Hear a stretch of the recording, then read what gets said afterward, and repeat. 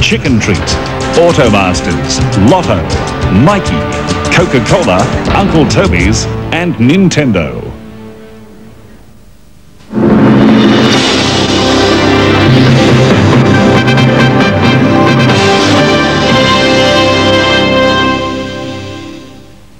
Listen!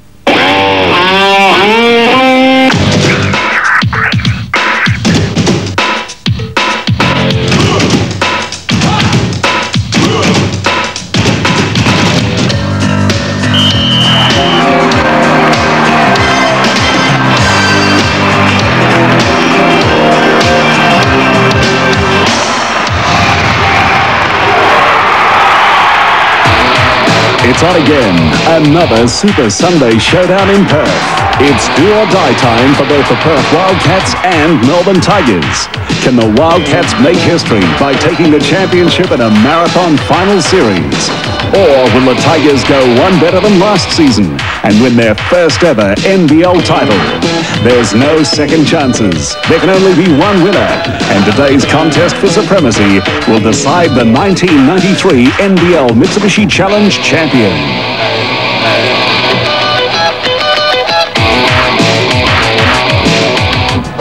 Yes, good afternoon again and welcome to the Perth Entertainment Centre, and for the first time this afternoon a big welcome to Western Australian viewers. It's the third and deciding game in the NBL Grand Final Series between the Perth Wildcats and the Melbourne Tigers. The winner of today's game takes home the champion trophy for season 1993 as we take a look at the results of the two grand final games played so far in this contest. Saturday week ago, it's the Melbourne Tigers went 1-0 up when they defeated the Perth Wildcats by 4 points, 117 to 113. The star that night was Andrew Gay's 41 points. Copeland shot 24. Friday night was game 2 here in Western Australia, and the Wildcats turned the table, winning 112 to 105. No doubt the star that night was Ricky Grace. Crawford also chipped in with 32 points. Bradkey, 24 points for the Tigers. So the road to the finals as we see it, the Wildcats have done it hard. They took 3 games to defeat the North Melbourne Giants, also 3 games to defeat the Brisbane Bullets. The Tigers have had an easy run, knocking off the Illawarra Hawks 2-0, and then accounting for last year's champions, the South East Melbourne Magic, also 2-0. So it's 1-1 in the grand final series. John Gardner, good afternoon. The big question is, who's going to take today? Oh, Stephen, I think that the whole league has boiled down to this one match out there. These two clubs have met 4 times. They've split those decisions in the regular season and in playoff. There's not much between them. You've got to look at home court advantage. You've got to look at those intangibles, the recovery rate that's through both clubs after a tough game. I'm looking for a torrid first quarter. No questions asked, no quarter given whatsoever, and I think we're set for an intriguing grand final.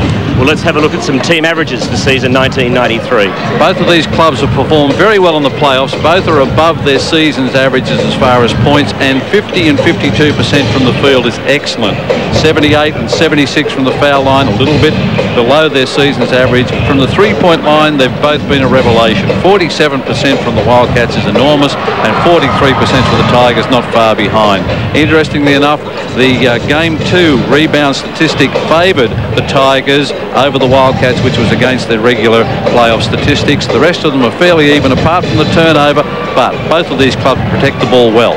And the starting 5 comparisons. And I think you can't get statistics that are any more even than this. The first 5 from each are even in almost statistical categories all the way down the line.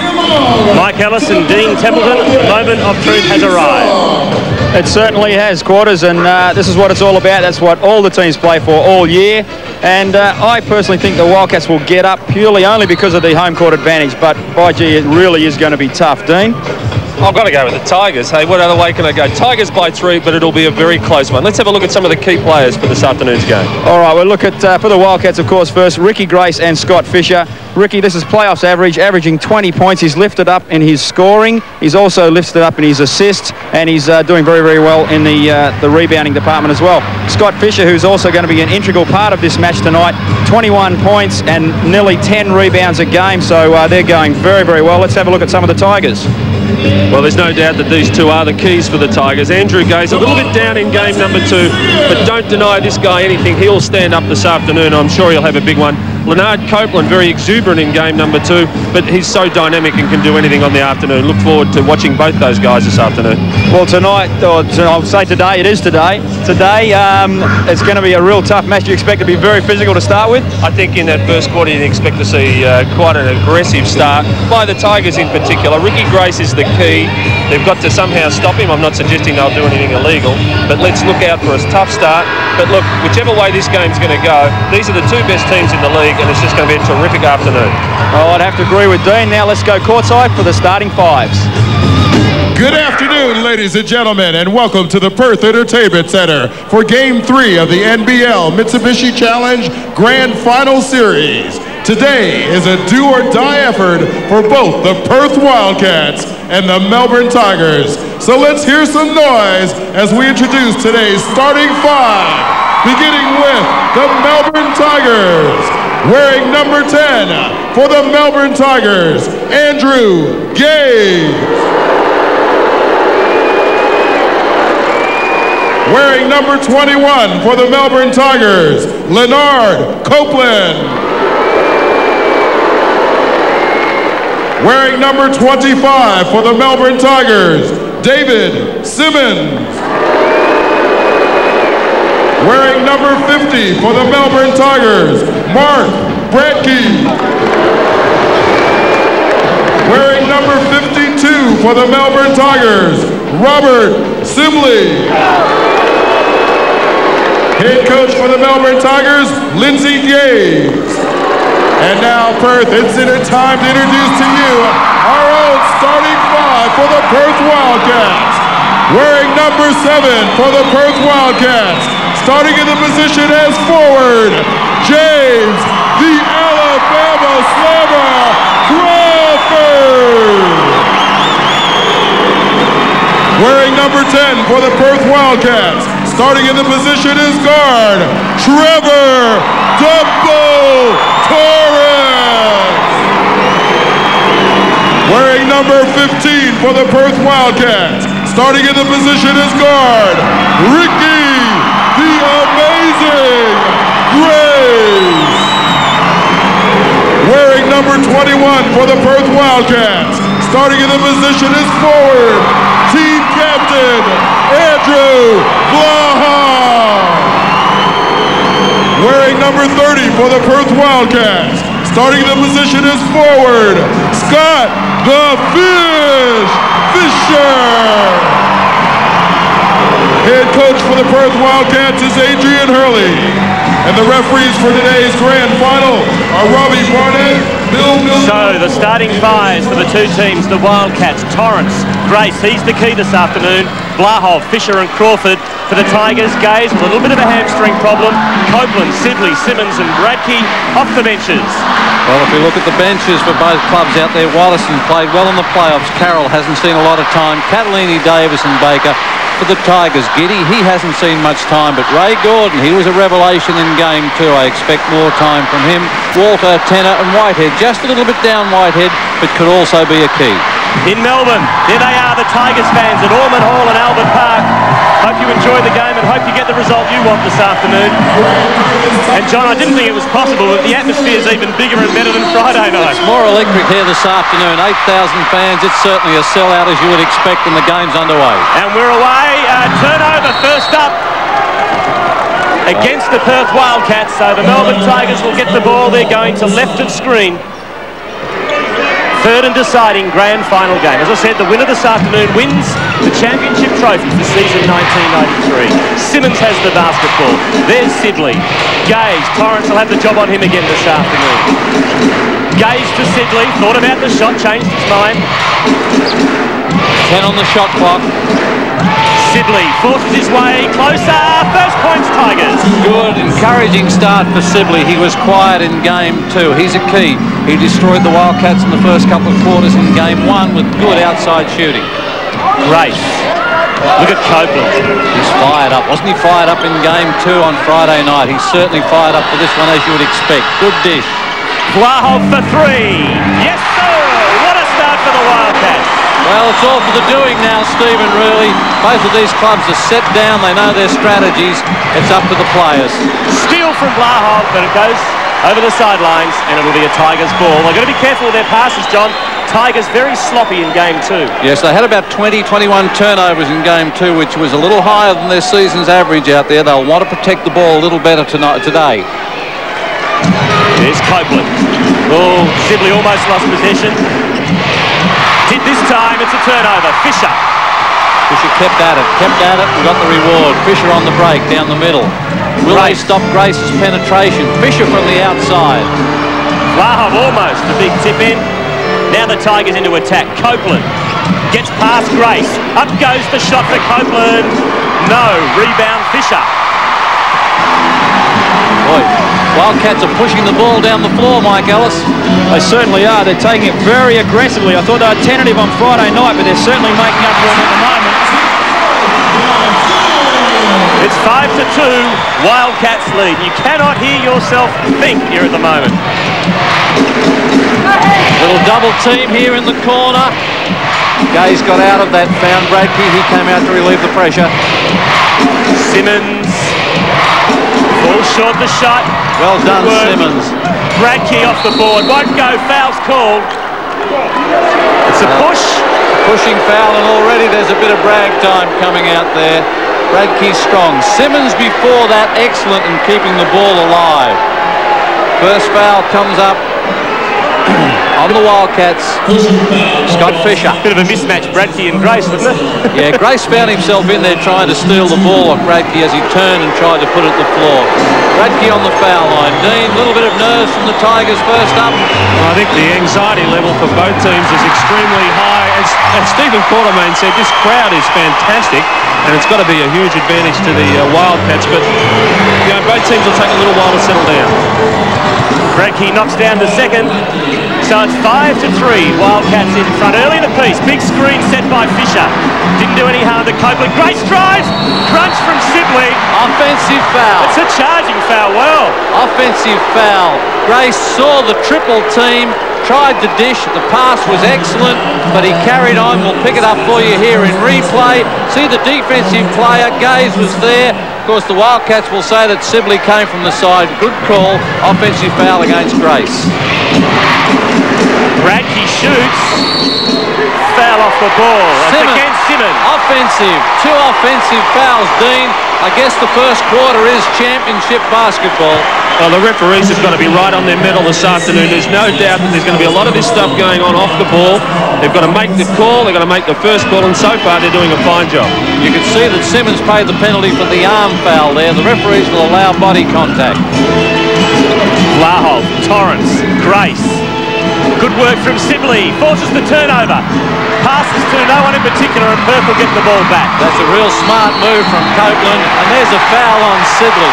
Going back to that last play phase, Copeland got his hand on the ball, didn't want to pass it back to a Wildcat player as he was going out of court, threw it almost the full length of the court. You can see again, Dean, well, both of these teams are keyed up for this game. I think the Tigers have got to be very careful. They really are pumped up.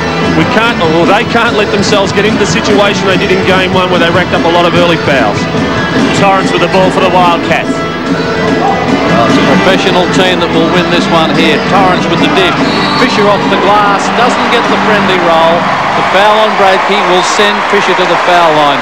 Michael, Wildcats bench certainly pumped.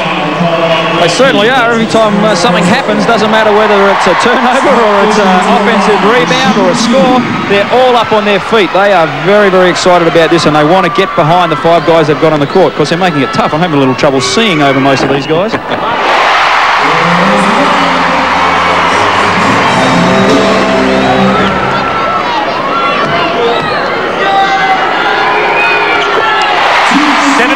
Wildcats lead the Tigers. Sibley. A lot of pressure on defense. Copeland double team. Bradkey alone, they'll leave him from out there. Gaze scoreless so far. Torrance matching up. Gaze across the top of the pick. Copeland, great pass to Bradkey. Foul will be on Crawford. Well, that was a great execution of a pick and roll. Excellent pass. Bradkey did well to reel it in. The foul was there. It was contact. Crouch has picked it up. You can watch it. There's a little contact here as the arm comes out. Boy, it was soft, but Dean made mention earlier of how the referees may well exert their influence in the first part of this game. And we've only got 3.5 minutes gone already, Stephen. Perfect.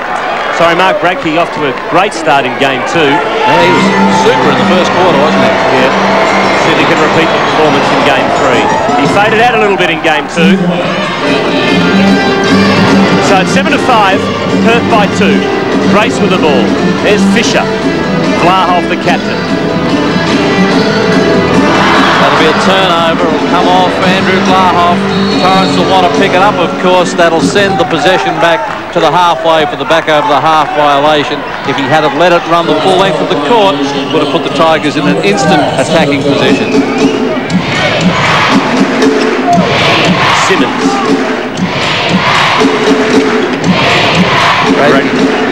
Now Gaze hasn't scored yet. Another foul on Grace. Well, and I tell you what, if Ricky Grace is copping some attention out there, Andrew Gaze is no different. They are right on him every time he touches the ball, and even when he cuts through, they're right into him all the time. There's a lot of contact being out there, and again, Grace has called for the hand foul. You can see him reaching down, trying to get the unfair advantage with the hand foul. We could see a lot of fouls called in this game. Copeland. Now Fisher on the fast break. Got Torrance to his right. That's where he goes. Torrance misses what he should have made. Good defence by Gay. Stood his ground. Non-contact call made. Simmons. Misses. Can't tip it in. Now Crawford. Dean, there's some body banging out there at both ends of the floor. Oh, the work that these guys are putting in under the hoop is just phenomenal. Excellent at refereeing to let it go. But gee, there's some hard work under there. Crawford. Shoots. Rebound Bradkey. Vlahoff tries to steal it, but it will be a Tigers ball. Almost a big steal from number 21, Andrew Vlahoff. Both clubs nervous. 17% from the field from the Tigers, 40% from the Wildcats. Very, very nervous start to both clubs. The adrenaline's still pumping just a little bit too much. Sidley. Bradkey. It's Copeland. Will he take on Grace? He does. 2 points to Copeland. Copeland has a definite advantage when he goes through on that cut and posts up low on the box there near the bucket. He tends to operate very well with that height advantage over Grace.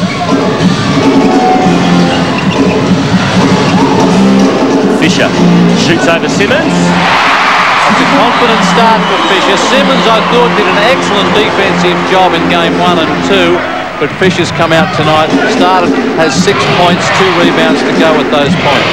Gaze drives. Oh, yes. Little scoop layup off the glass there. They can't allow him to dribble and drive on his right hand. First points in the game to Andrew Gaze. It's 9 points apiece. Tough defence out there with Bradkey on Vlahoff. The 2 Boomer teammates out there. No holes barred tonight. Vlahoff. Simmons switches. Grace isolated on Copeland. Goes to the left hand. Slices through. Well, I guess you've got to give credit there for Grace. He was under enormous pressure. Came off the backboard. Bradkey. He misses. Slapped out by Vlahoff, but it's another Tigers possession. Bradkey underneath. Crawford now regroups. Bradkey looks to operate. Swings it across to Sibley on his favoured right hand up the baseline. Drops it in for a 2-pointer. Fisher comes up with his second foul. That last basket by Ricky Grace. Copeland did everything humanly possible. He still got it in. He could have only knocked him over. That's the only way he could have stopped that particular shot. Good poise. Well, it's all tied up for the first time. 11 apiece, halfway through the first quarter. Sibley at the foul line to put the Tigers in front. Nerves, tension, call it what you like. Torrance. There's Grace. Long pass to Crawford. Sibley got a hand on it. Timeout here at the Perth Entertainment Centre. It's 11 points apiece between the Perth Wildcats and the Melbourne Tigers. He's back, he's here, he's Mario, and Mario 1, 2 and 3 plus the never before seen lost levels, but this is new and improved 4 games in 1 Paradise. No men allowed. Until disaster strikes and there's no way out. Oh my God, we're trapped. While for the guys, Getting a housekeeper is gonna be a nightmare. a lucky break. Baywatch, 6:30 tonight on 10.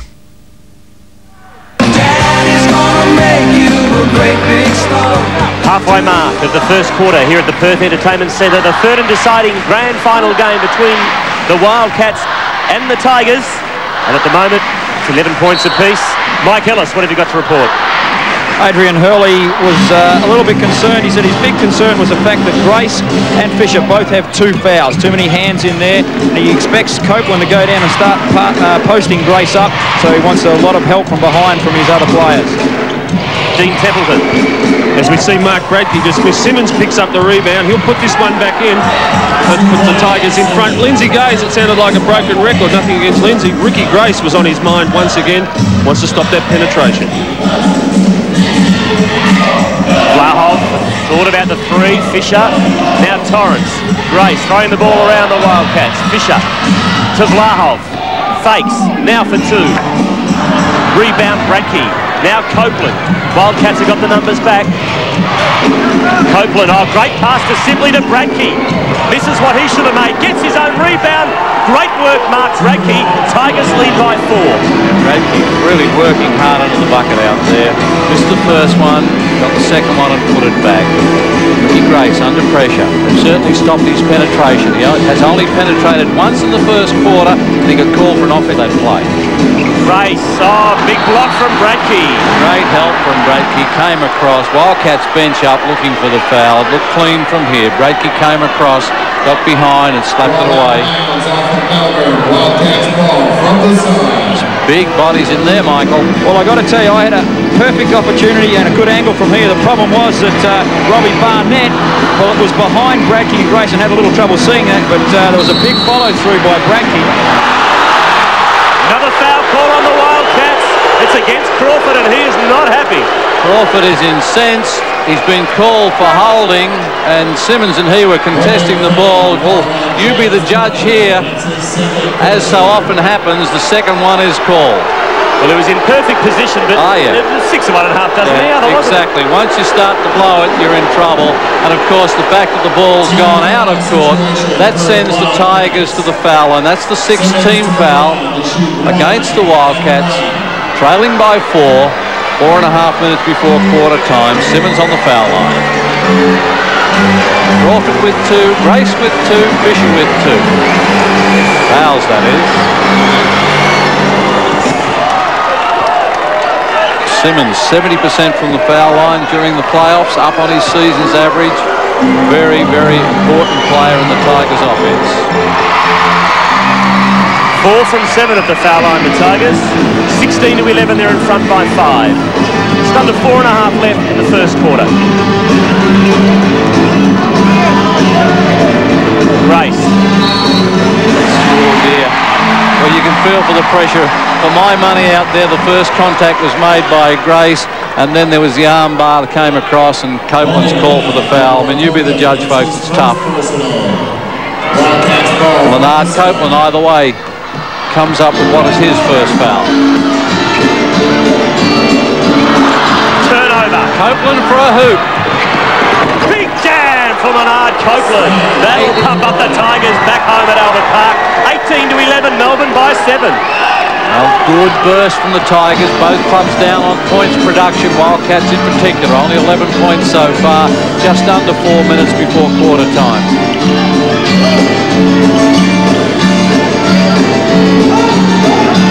Fisher, big reject from the Tigers. Bradke wins the ball. Now Sibley, Gaze. Andrew Gaze pulls up, looks to set the offense in motion. They'll come around Simmons. Copeland makes the slash cut. Look for the pick coming across the top and the handoff to Sibley. Copeland from range. Simmons the rebound. Foul is called. It's on Vlahov. Andrew Vlahov. His first foul. That, of course, will send the Tigers to the foul line once more. And a timeout called by the Perth Wildcats. It's 18 to 11. The Tigers in front. Well, very critical time here. We've seen 2 very quick timeouts. Tigers consolidating now, leading by 7, 3.5 minutes before quarter time. If we pick up some of the foul counts for you, they're certainly going against the Wildcats. There's some danger signs there. On the other hand, Tigers are reasonably comfortable.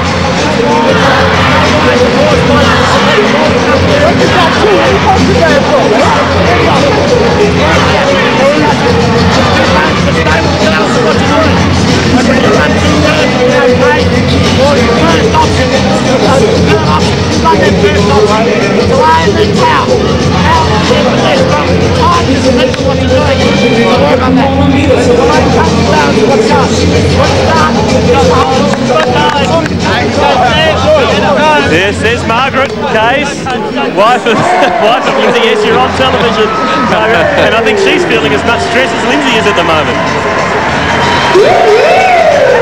Well, they're back on the field now. Simmons should be on the foul line. Wildcats late to come out of the huddle. Would be concerned at the moment. The bounce of the ball is not favouring them. Long way to go for both clubs. Dean Templeton. Well, I agree with exactly what John had to say then. We saw on Friday night the Tigers get out to a pretty handy first quarter break, but in these 48-minute games, really the first quarter break means nothing. It comes the third quarter and, of course, the final quarter that really counts. Both teams at the moment are just sparring with each other. It looks very good. Mike Ellis, what did Adrian Hurley have to say during that huddle?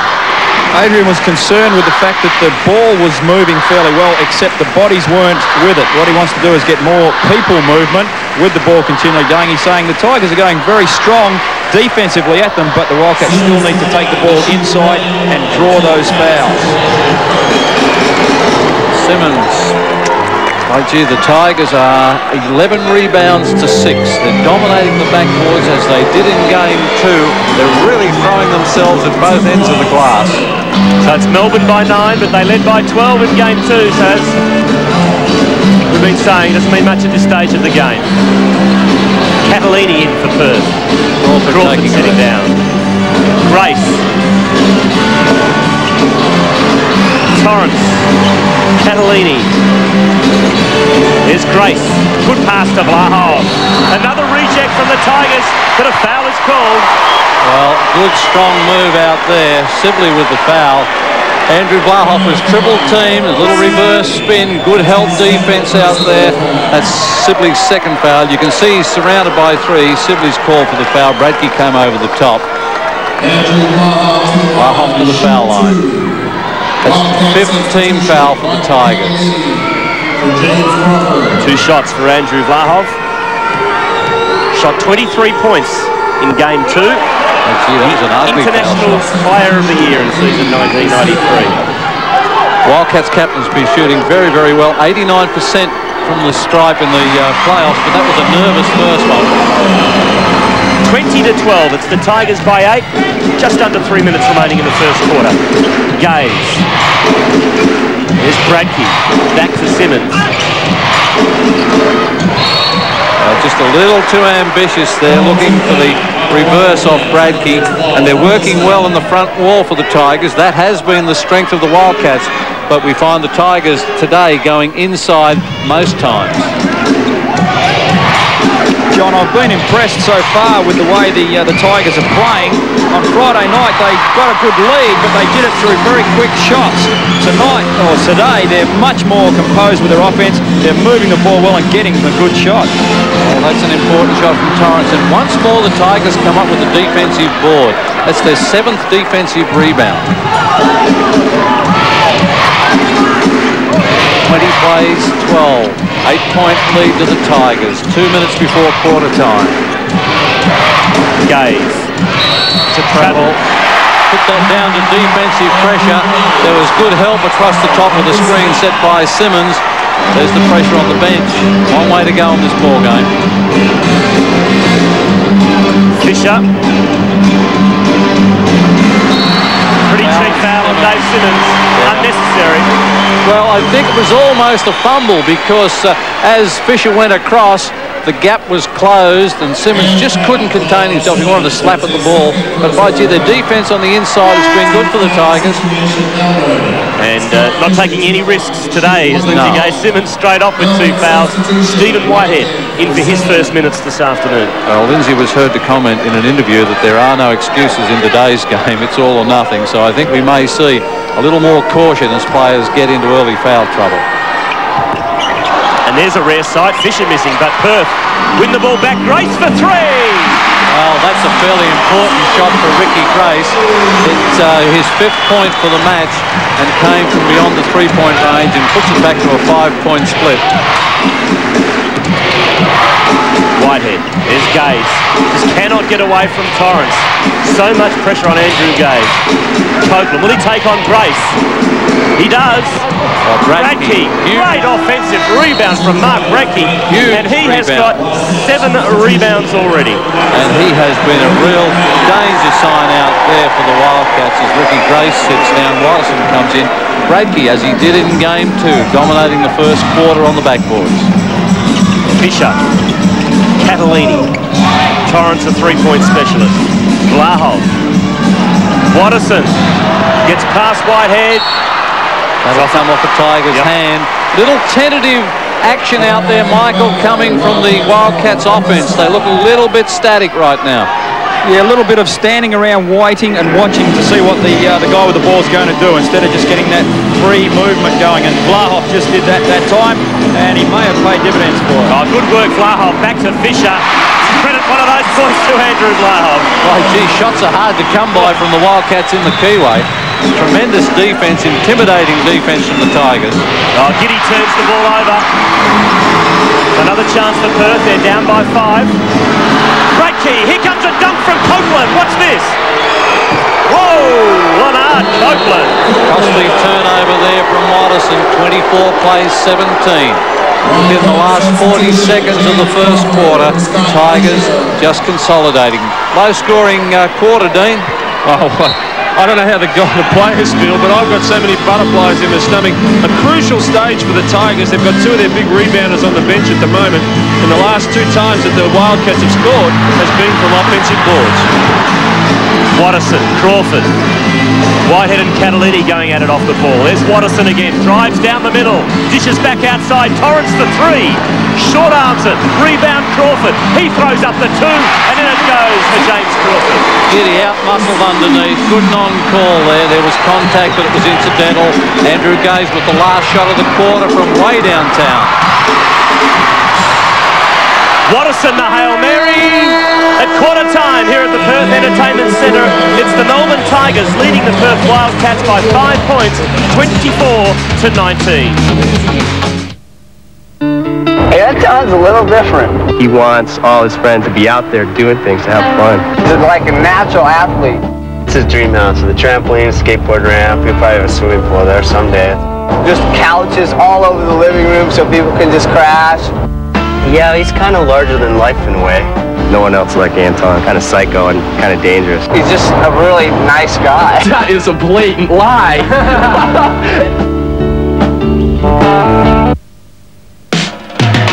Every day is a brand new experience, different every way. Love those new wedges. Chicken treat, we got $3 specials, different every day. Monday, Pretty cool for only $3.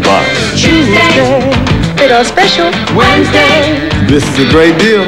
Thursday and Friday, $3 special. Barbecue. Every day's my day. For the West Best barbecue chicken taste.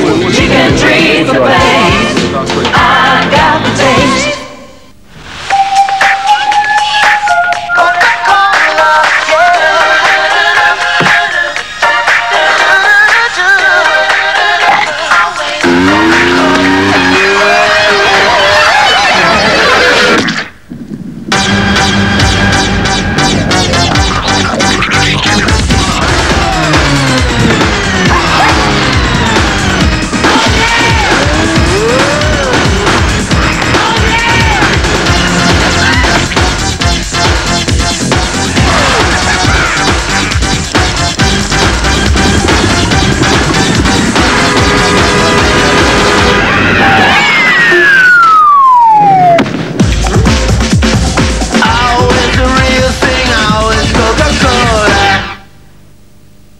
A Town & Country low-cost home loan is affordable and flexible.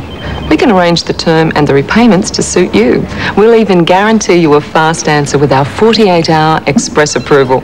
And our rates start at 5% for 6 months or 6.95% for 12 months. Then our prevailing rate of just 8.75% will apply. Whether it's a brand new home loan you're after or you want to save by switching your existing loan, just call us at Town & Country Bank for a flexible low-cost home loan.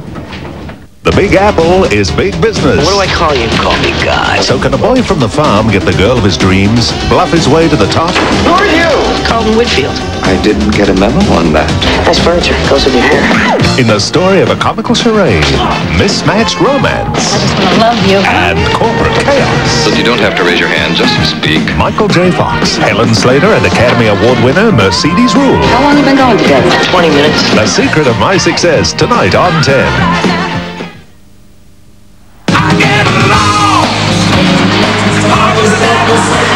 Quarter time here at the Perth Entertainment Centre. It's the Tigers 24, the Wildcats 19. Mike Ellis.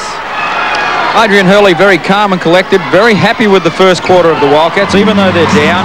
Obviously very impressed with the job done on Andrew Gaze so far, but he believes the Tigers are starting to slow down, so he wants more running in this quarter. Race for three. Dean Templeton. Lindsay Gaze was emphasising the rebounding of the Tigers, not only getting the thing in the first place, but waiting until they get possession before they run off. Watterson just takes it off Gaze, and away go the Wildcats. Catalini. No, the Wildcats come out with all guns blazing early in the piece in the second quarter. Excellent start to the quarter. Consider that Catalini and Watterson off the bench are just firing the Wildcats, and the game is tied up for the second time, 24 apiece.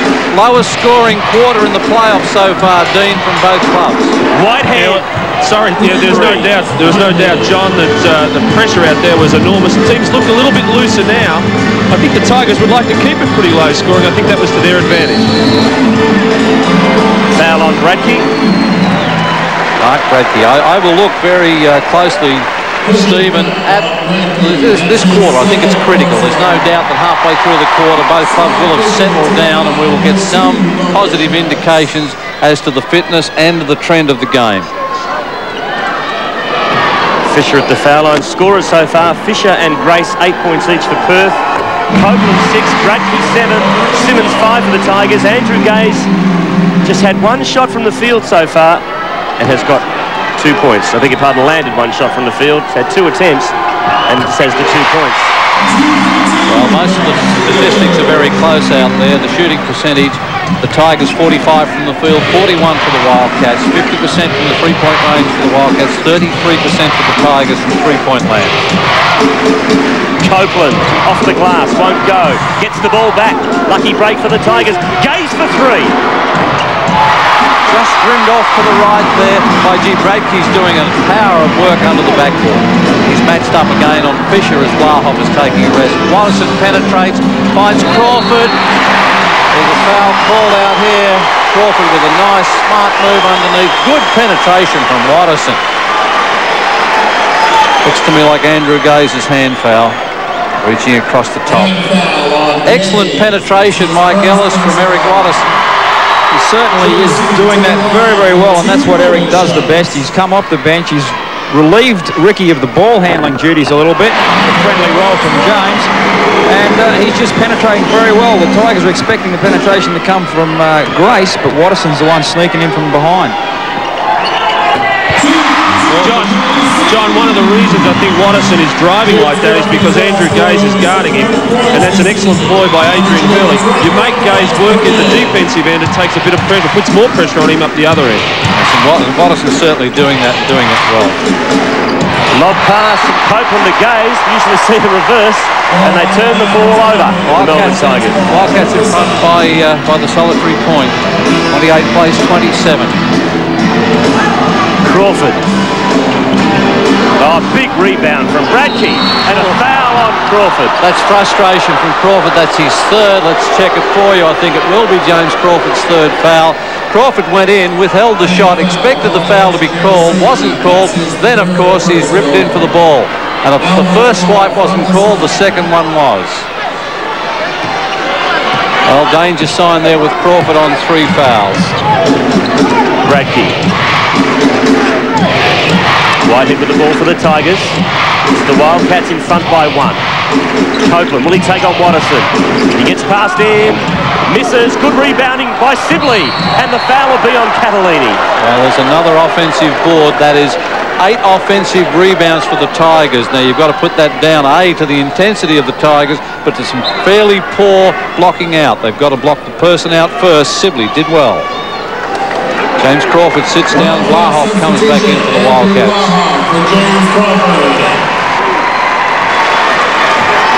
Hand foul on Trevor Torrance. That's his first personal. Sibley to the line. He shoots 2. Sibley 1 from 2 so far. Still retains that plate. 29-28. Tigers lead by a point. I beg your pardon, it's 28 apiece.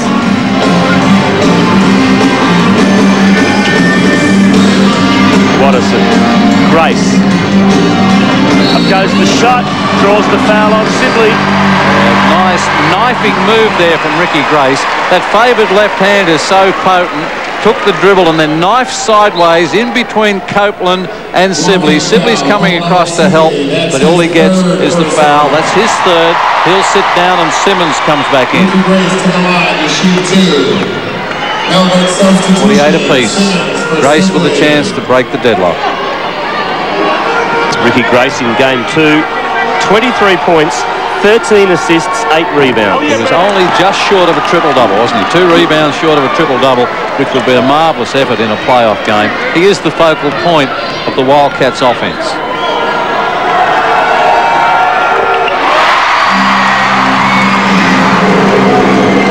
There's contact. Blahoff's checked out one of the spectators as he's gone through. By gee, how dangerous is that situation as well, Stephen, if you look at the foul count. You know, there's no doubt that Blahoff was playing with intensity, but he does have, well, he only has 1. That would have been his 2nd one. But with Crawford on 3, the Wildcats would not have liked an extra foul there on Blahoff. Whitehead. I was amazed Blahoff didn't murder someone sitting courtside there. He's going a million miles an hour. It's a great vantage point where they're sitting, but fairly close, and that's one of the things that's unique about this entertainment centre here in Perth. The crowd are very, very close to the action. Tigers in front by 1. 9 minutes remaining in the 2nd quarter. Bradkey denying Fisher the pass. The entry wasn't there. Now he gets it from Rain. A little short. Across the top, Whitehead with the defensive board. 17 rebounds to 14 in favour of the Tigers. Whitehead drives. Oh, excellent work. Whitehead can't make the basket but wins the ball back. That was a super penetrating move there by Whitehead off the dribble. Deserved a better fake. Bradkey operates. Bradkey. Comes back, that'll be on Watterson, I would think. Nice little step around, came off on the right-hand dribble, stepped back, Watterson reached in. Straight across the left forearm of Bradkey. Tigers lead by 1. Bradkey on the foul line.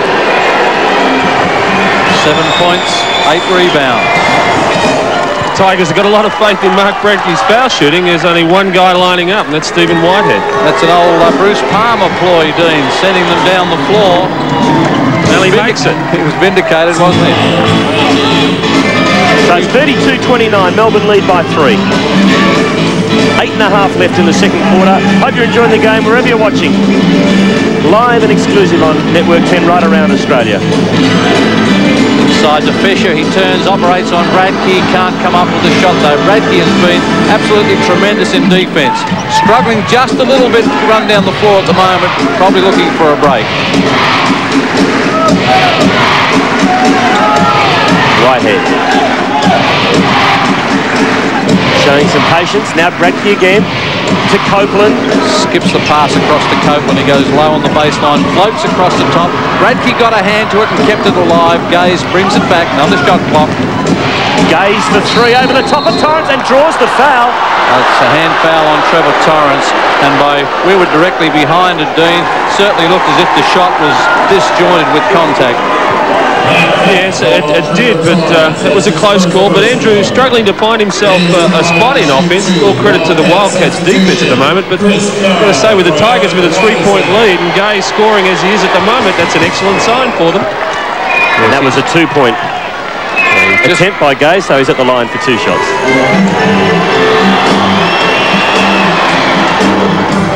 Well, that'll do well for his confidence out there. Restores the shooter's touch. 29 the Wildcats, trailing by 5. The Tigers 34. 7.5 minutes before this half-time break comes on as Grace from range hits the front of the rim. Oh, great work from Fisher. Fisher accepted the pass from Blahov. Great vision from the captain of the Wildcats. Give and go play out there. Bradke normally in the first quarter was back to help on those. Certainly enough space as Copeland finds space, and that'll be a foul on Blahov, I think. No, Ricky Grace, 15. Ricky Grace's 3rd foul, Stephen. So we've got James Crawford with 3 and Ricky Grace with 3, and Crawford comes back in for the Wildcats. John, that was a fairly interesting move by Leonard, wasn't he? Sort of threw the ball in front of him and chased after it. Yeah, the old catch me if you can. But Copeland looking to penetrate, Michael, and he's certainly been in the first quarter of each playoff game and the second very, very instrumental in getting some sort of a lead, and he's perfect from the foul line. 37-31, Melbourne by 6. Turnover. Tigers have got the numbers. Copeland. No, they thought about it, but it wasn't on. Copeland's got the ball for the Tigers. Good move there from the Tigers. They were just a pass too early in their offense in game 2. They're more settled. And, of course, Copeland's operating on Grace. Blahov called for the foul on the help coming across. With Grace with 3 fouls, they're clearing out and allowing Copeland to operate on Grace. Andrew Blahov second.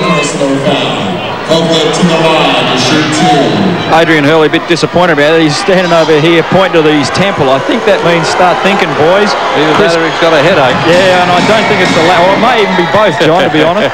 But Chris Carroll rotated very well on defence there, and of course he would have drawn the charge had these guys not stuck their hands in there. The old story, Dean, if you put your hand in, you run the risk and you give the official a chance to call the easy foul. Yeah, and already this afternoon we've seen the referees are going to be very hard on those hands fouls. They look a little soft, and maybe they are, but they're going to protect the guy with the ball. They'll let you do nearly everything, bar tear a guy's head off without the ball. Interesting point of the game, 39-31, 8-point buffer to the Tigers. Blahov. Oh, strong work from Andrew Blahov. Simmons did well to avoid the foul situation. Gay's on the break there, goes off the glass. That's a magnificent left-handed dribble, transformed to 2 points. No sign of any hammy problems there. No, Grace drives and won't go in. Foul is called. From Whitehead. Well, they're both warming to the task now, both clubs. A little more freedom in their offense, transition coming down. That was a marvellous transition basket from Andrew Gaze at one end of the floor. And, of course, he almost did the same at the other end. Foul has been called. That's the 4th team foul against the Tigers, so any more will send them, the Wildcats that is, to the foul line. Crawford, Carroll, Torrance for 3. Blahov, another offensive rebound. Now Grace driving, and the foul's on Copeland. Yeah, that was a good, strong move there. Andrew Blahov really looking for somebody to come off the offense. Grace recognised that, slashed down the middle, got the left-hand situation. Copeland wasn't prepared. He came from behind, reached across the left shoulder. Nice, handy little lead there, Dean, for the Tigers at this point of the game. Yes, it is, but as we saw in game number 2, John, the Tigers do seem to struggle a little in the second quarter, and I believe they come out of the block so quickly that they really do tire early. I think Leonard's looking a little tired at the moment. Of course, Mark Bradke really had to come out and have a break. They need to shore up these last 6 minutes and work hard just to stay, keep that lead. It'd be very handy for them. Giddy with the basketball for the Tigers. There's Simmons. Gaze. Got 6 points in the game so far. Alley-oop to Simmons. Good work from Crawford. He chipped in. Now it's a turnover. Wildcats into attack. Almost a steal from Giddy. Grace, good work to win it back. Pass to Blahov. Off the glass, Crawford tips it in. No, it won't drop it. It's still a Perth ball. Lucky break for the Wildcats. Carroll, back to Vlahov. That'll be a foul on Simmons as well. And Vlahov is hurt. Yeah, there's contact, heavy contact as they've landed. I suspect it was after the initial contact. We'll try and pick it up for you, of course. But as Vlahov went down, I think he's just simply winded. Good pass from Carroll. The initial foul was contact, and then I think the heavy land there on the hip and thoracic area. By gee, what a difference when Bradkey's not on, Dean. The thoracic area. Now, that one I like. Is that his back? Well, I didn't want to say he was chesting up. Oh, it's his chest. Shows my anatomy lessons weren't that good, but it's a very strong move then by Vlahov. But I still think that the Tigers, it's a very crucial stage for them. I think they've got the Wildcats have the fitness edge. They've got to hang in there through the last 5.5 minutes. 3 points the difference out here. Andrew Gaze has found a little touch in this quarter. It'll be interesting to see just what sort of pressure on the transition the Wildcats can exert.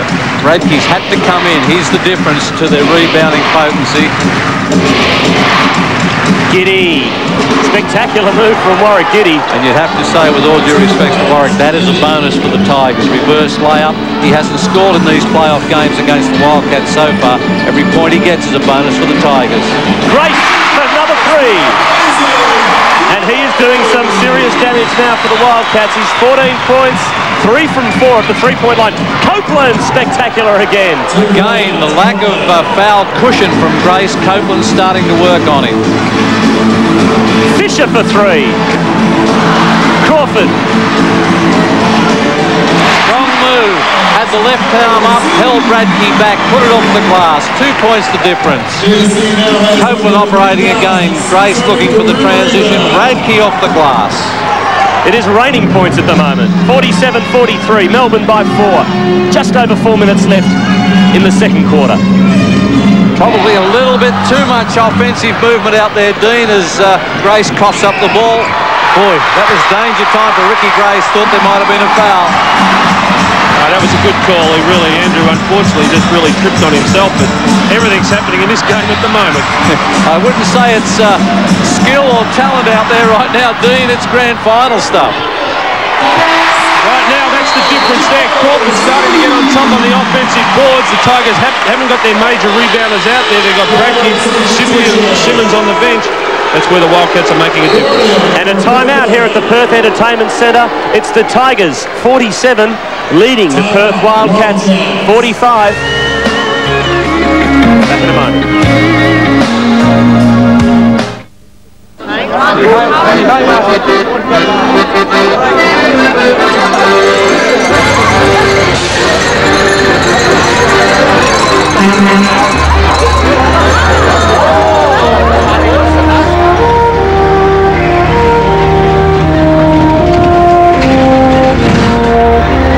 Waltzing Matilda, waltzing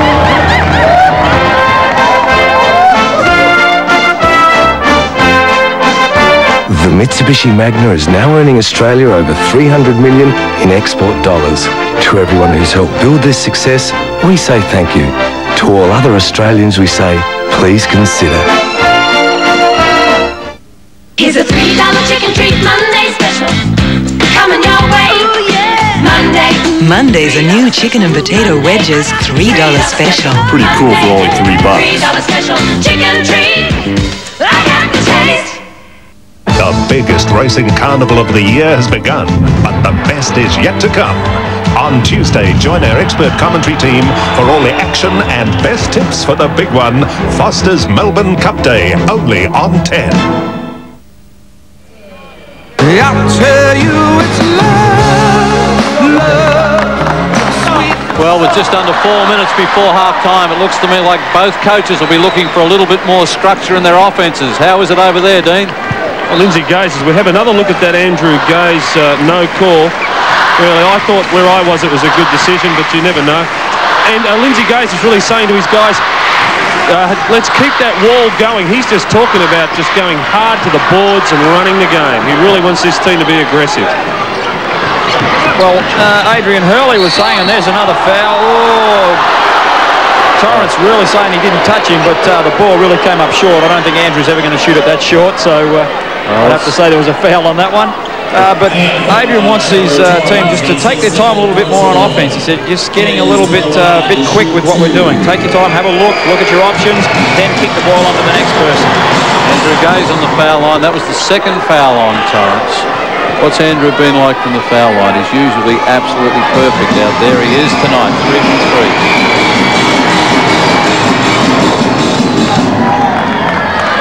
49-45. Tigers lead the Wildcats by 4.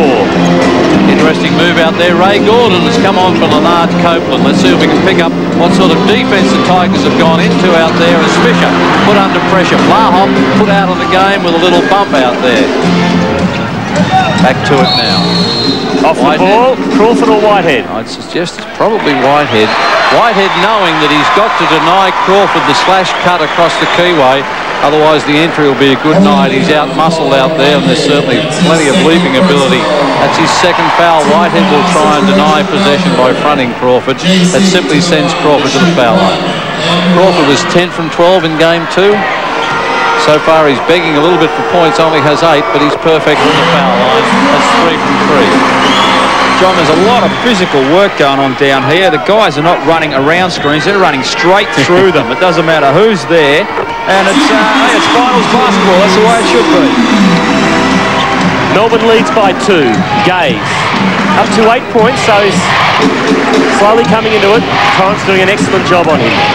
Whitehead. There's Gaze. Bradkey trying to create some sort of position. Crawford has 3 fouls. Bradkey knows that. Whoa. Well, that was a good non-call as well. If Bradkey had have maintained that forward momentum, it would have been an offensive foul. As it is, he coughs up possession, gives the Wildcats a chance with just under 3 minutes to tie the ball game. Crawford scores a level, 49 apiece. Scoring a lot more freely in this second quarter. Gaze takes a tumble. Whitehead to Gaze. Gordon's free three-point territory, screaming for the ball. Bradkey instead. That's a floating jump hook that is almost impossible to stop. Bradkey, enormous influence so far. That's his 13th point. He has 8 rebounds to go with those points. Fisher. Blahov. Nice pass, Bradkey. Torrance can't tip it in, and Bradkey the big rebound. Now Gaze, Blahov. He's going to hip and shoulder in there for a moment. Well, there's certainly no beg pardons, all right. Transition defence has been good from both clubs. Tigers lead by 2. Gaze for 3. Yep. All his range, and the Tigers bench realise how important that is, as does the crowd back in Melbourne. Blahov drives to Perth ball. 5-point lead, 1.5 minutes before half-time. Grace comes in, Trevor Torrance sits down, good move. Torrance tiring just a little bit, that allowed the long shot from Gaze. And a timeout this time called by Lindsay Gaze for the Melbourne Tigers. It's 54-49, Melbourne are in front by 5 points. There's the field shooting percentage. 50% for the Tigers. Wildcats 41. Let's listen in on the coach of the Tigers, Lindsay Gaze. Come on, folks, put your hands together for the beat now.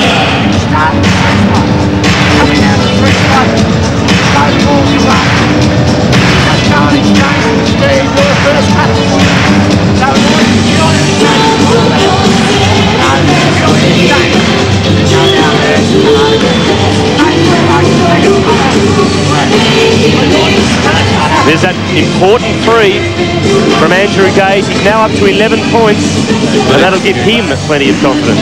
Yeah, good execution. He was down in game 2 out there. He had 23 points at half-time in game 1 and 16 in game 2, so he's resurrecting.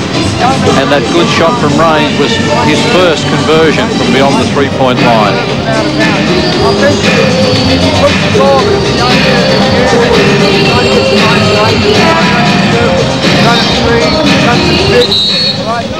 Have something organised. Run plays and time down. Ladies and gentlemen, the Town and Country Dancers. Dean Templeton, what exactly was Lindsay stressing at that timeout? I think he was talking to individuals about their offences. Andrew in particular, John spoke about execution. He really does want him coming off those picks looking for his shot. He's having a terrible time getting free, but I don't think there's much longer to go before he starts to pump down a few more points. Grace. Gordon's got the job on Grace. We saw an interesting clash between those two at half-time in game 2. 2 more points for the Wildcats, 54-51. I think it's an interesting move from Lindsay Gaze to bring Gordon on at this point. Critical situation. He just might antagonise Grace out there and cause the unexpected. Bradkey. Gordon for 3. Not this time. Whitehead can't get the rebound. Grace. Oh, it is a charging foul. What a big call. That is his 4th foul. That is a huge call. And what clever work from Gaze. He stood there, held his ground. Ooh. Well, did he? Well, guys, I tell you, I had a look at Billy Mildenhall, and I also had on the other side Eddie Crouch. Eddie was actually looked like he was pointing the other way. Yeah. So, you know, Eddie looked at it and thought, well, Billy had the better position, so he's going to let him take the call. And that's a big blow for the Wildcats. It looks to me as if there was contact both ways. Certainly, Gordon is sending Grace to the bench. Ray Gordon doing a little bit of stirring out there, Dean Templeton. Yeah, well, I think that may be why he was out there, and unfortunately Ricky Grace is on the bench now with 4 fouls. It was a pretty tough call, but I don't think it's going to change. Gaze, or 2 more, the Tigers 56, Wildcats 51. Less than a minute remaining in the second quarter. Fisher. Oh, defensive breakdown by Melbourne, and Watterson makes the most of it. Good vision by Fisher. Saw Watterson on the back door there. Sweet little pass. Gaze with the ball. Clock winding down. 3 points the margin. 17 on the shot clock. Just about in sync with the game clock. Gaze for 3. Under pressure, no. But the Tigers get it back. Gordon for 3. Bradkey keeps it in. Crawford.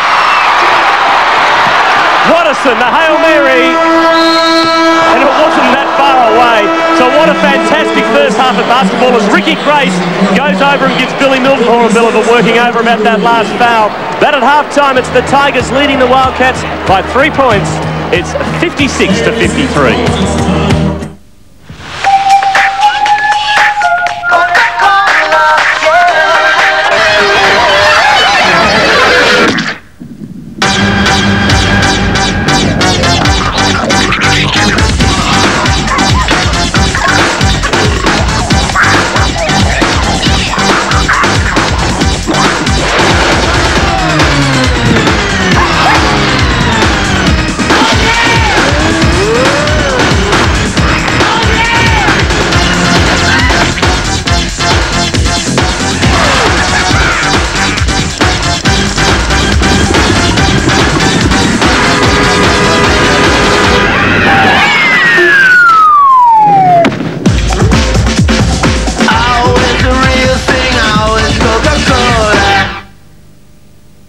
For me, the fact that it's organic is very reassuring because I know there's nothing artificial added. I think if you care about yourself and your family, you'd have to believe that organic Vitabrits are better for you.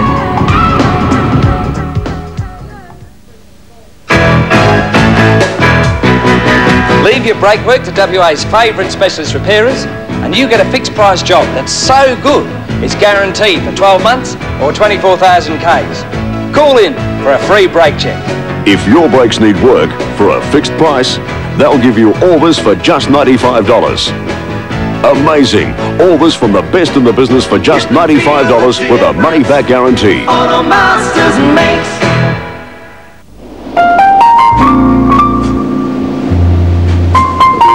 Every week, Western Australian lotto players win over $1 million.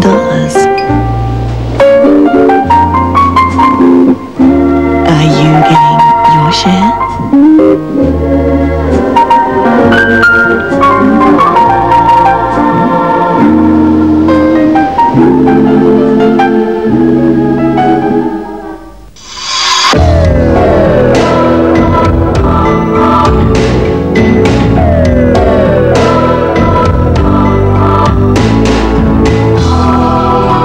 find out more, give SGIO a call. These are the hot shoes for summer. The shoes everyone's gonna pay big bucks for. Except at Bets and Bets. Because right now, Bets and Bets are having one hot summer shoe sale. Our hottest selling ladies' shoes on sale before summer even starts. $20 off casuals, $10 off courts and platforms, up to $20 off Brazilians, and kids' shoes to clear. The hot summer shoe sale, now on at Bets and Bets. It's a love story that's totally off the planet. Daddy, don't you think this is pretty strange? She's every man's dream come true. We only met 3 hours ago. I know, it took you so long. She's from out of town. You're the most incredible thing that's ever happened to me. The seductive Kim Basinger. 1, 2, 3. Okay, ladies win. Stars with the madcap Dan Aykroyd. Daddy, you married a person from another planet. 8:30 Monday, My Stepmother is an Alien. Welcome back to Sunday Basketball live around Australia, and one great Game 3 of the Grand Final Series. I'm sure our commentators in Perth will agree. Back to Stephen Quartermain and John Gardner. Yes, thanks, Bill. I'm sticking with the Tigers, John, but there's just absolutely nothing in it, is it? Nothing whatsoever. And the third quarter is the championship quarter, has been Perth's best quarter. 3 points, it's all to do again. And Ricky Grace, what a big call on him just in the last minute or so, wasn't it? That last call for the offensive foul, that was a huge quarter. Could have an interesting influence upon the game as it winds down. Andrew Gaze, well, he was off to a slow start, but he's all of a sudden up to 13 points. Yeah. Well, he's a quality ball player. Copeland was very good in the first quarter. Has scored about 3 of those layups. Boy, they're enjoying it. Torrance hasn't scored. He's been quiet so far. Good little jump hook out there by Crawford. Let's have a look at the stats at half-time. Statistically, the shooting percentage for both is down. They have been at 50% during the playoffs. Wildcats further down than the Tigers, hence the difference in the score. From the foul line, both acceptable. 3-point range, again the Tigers down, only taken 8. Whilst 12 have been taken by the Wildcats. Nothing to write about there. Rebounding favours the Tigers, and I would put that down to Bradkey. If you look at the turnover rate, it's all square, and that's why there's only 3 points in the ballgame. And the top scorers in the game so far, Grace 14, Crawford and Fisher a dozen each for the Wildcats, Lahov 11 for the Tigers, Copeland and Gaze 13, Bradkey 13, Simmons and Sibley 5 apiece. So Bill and Steve, an excellent first half, and I'm sure it's even going to be better in the second half. It's going to go right down to, I reckon, the last 30 seconds or so. I agree 100%. A terrific game. Not always pretty, but very, very physical, and a great grand final. The Wildcats and Tigers, they're giving it their best shots today. In fact, a few shots have gone in out there this afternoon. Now, the last chance in 93 for them and for you to win a great prize from Nintendo just by answering a simple question. Good luck. Throughout the season, you've got the chance to win state-of-the-art Nintendo systems in our Super Power competition. This week, win the world-beating 16-bit Super Nintendo Entertainment System and the mind-blowing Super Mario All-Stars game, simply by answering the following question. Who won this year's Most Valuable Player Award? Now, if you know the answer, just call one of these 0055 numbers you see on the screen. But you must call before 4:30 p.m. In South Australia, it's 0055 60 517. West Australians call 0055 60 523. In Queensland, your number is 0055 60 527. If you live in New South Wales or the ACT, it's 0055 60 528. For Victorians, the number 0055 60 529. We'll announce a winner from each state at the end of the game, and that is 5 prizes thanks to Nintendo, the superpower. And now, well, you know, I don't think these need any introduction. Let's just go. Let's get into it right now. Welcome to the Uncle Toby's Plays of the Year. It was the year Mike Mitchell actually survived the season, but he really tried not to. Yes, the year of living dangerously, as the young gun teaches the old dog a new trick. Luke gives Remus a goodbye gift. Graham Cubank shows you can get a little too much sun up there in Townsville. And the most flagrant act of bullying all year, Dean Uthoff. You should be ashamed of yourself. And Dwayne McLean, that is a terrible, terrible thing to do. Right, Wayne? Stop laughing. And Big Jim doesn't like comments about his haircut, okay? Speaking of haircuts, Bruce Palmer should never have laughed at Freddie's. The year of blocks, and Steve Voss shows there is something to those haircuts. Darren Lucas comes from Cafe Bay to stun Andrew Gaze. And so does Scott Ninnis. For sheer importance, though, James Crawford's denial of Jason Reese saved a season. The assists. Lachlan Armfield's arm grew a couple of centimetres after this one, and Fred, what a finish. Now, watch Scott Fisher here. He doesn't even know Grace has passed it to him until it's in his hands, but no mistake. Even better, Bruce Bolden never knew where this was going until it swished. Let's look at the no-look. Keogh to D. Ambrosis. Gaze to Copeland. Surprise, surprise. How's this for Bliss if you're on the low post? Morrison, the fast break that ended with the rim shake. Or was it this? Remus over the backboard and in safe hands. Now that is a pass. So many great dunks. From the tip-off, Everett Stevens just explodes away for this. And how about his backdoor break and enter against the Kings? Mike Mitchell returns for his own tip-off crusade. Little pause and then absolute perfection. For a mid-air adjustment, none better than Dwayne McLean. Speaking of adjustments, how about missing the three, then chasing up and making the jam? Ricky Jones found so many ways to slam it in '93, and so did Andre Moore. Paul Maley proves airmail really is the best way to deliver. But give the prize to Robert Rose, who makes it all happen just when you think it's safe to look away. And yet, you don't have to dunk them to make them faint. Kenny Mack. Greg Hubbard, bad miss. Okay, I'll try again. You're kidding! Let's do this right. Michael Morrison, exuberant execution of elastic expectations. Butch Hayes, textbook focus for the kids at home. Andrew Vlahoff, well, he can do everything else. Why not this? Ole. And Mike Mitchell, the no-look pass, easy. Try the no-look shot. Winners, try JC's jam to snatch the game from Canberra. That hurt. Dwayne's tray on the buzzer in Hobart. That hurt even more. Mitchell's three to revive the Rollers. Well, that hurt a little bit. And Copeland's unforgettable sleight of hand against the Magic. That hurt a lot. But this won a car. Okay, Larry and Mikey are there. Off the ring, in the air, off the backboard, all net. Cute shot of the year. The rapping baby or the raving loony? Take your pick. Tech foul too. Hey, Andre, I've got plenty on my chest. Screen of the year, Terry Dozier on Rod Johnson. Ooh, not quite. It was Sibley on Torrance, and Trev took a while to rev after that one. Reaction of the year, Rog. Well, it's only a game, Rog. Come on, Rog. Mascot of the year, hey, this guy is going places. Croc, we salute you.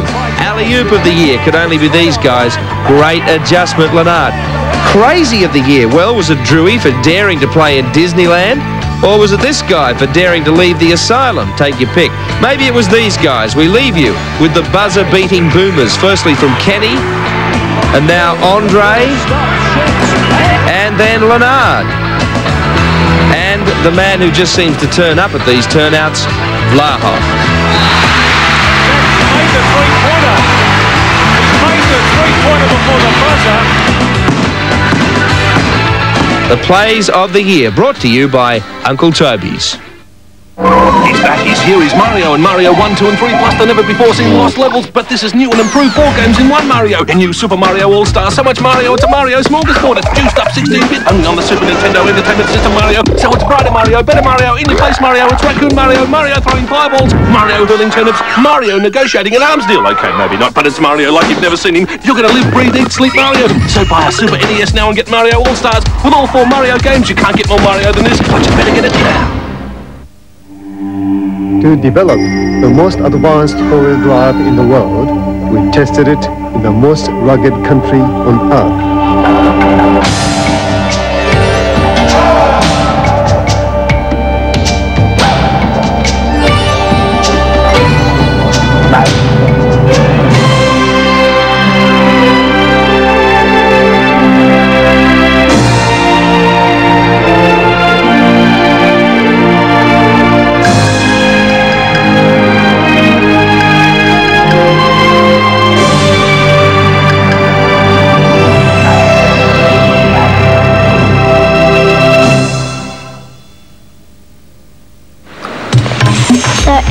of these flakes is one whole grain of wheat?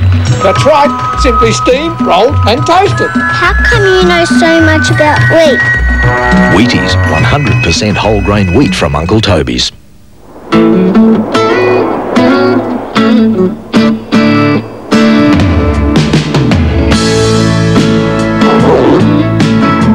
Western Australians will win over $7 million playing Lotto this month.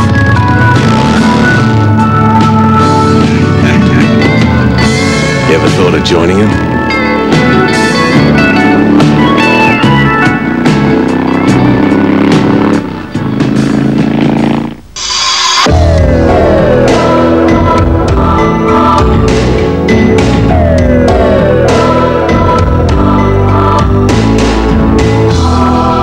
To find out more, give SGIO a call.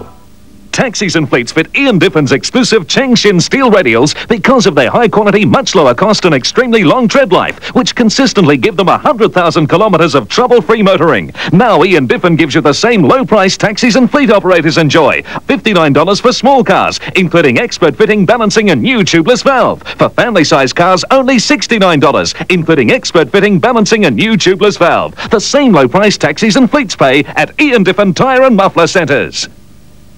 The Big Apple is big business. What do I call you, coffee guy? So can a boy from the farm get the girl of his dreams, bluff his way to the top? Who are you? Carlton Whitfield. I didn't get a memo on that. Nice furniture. Goes with your hair.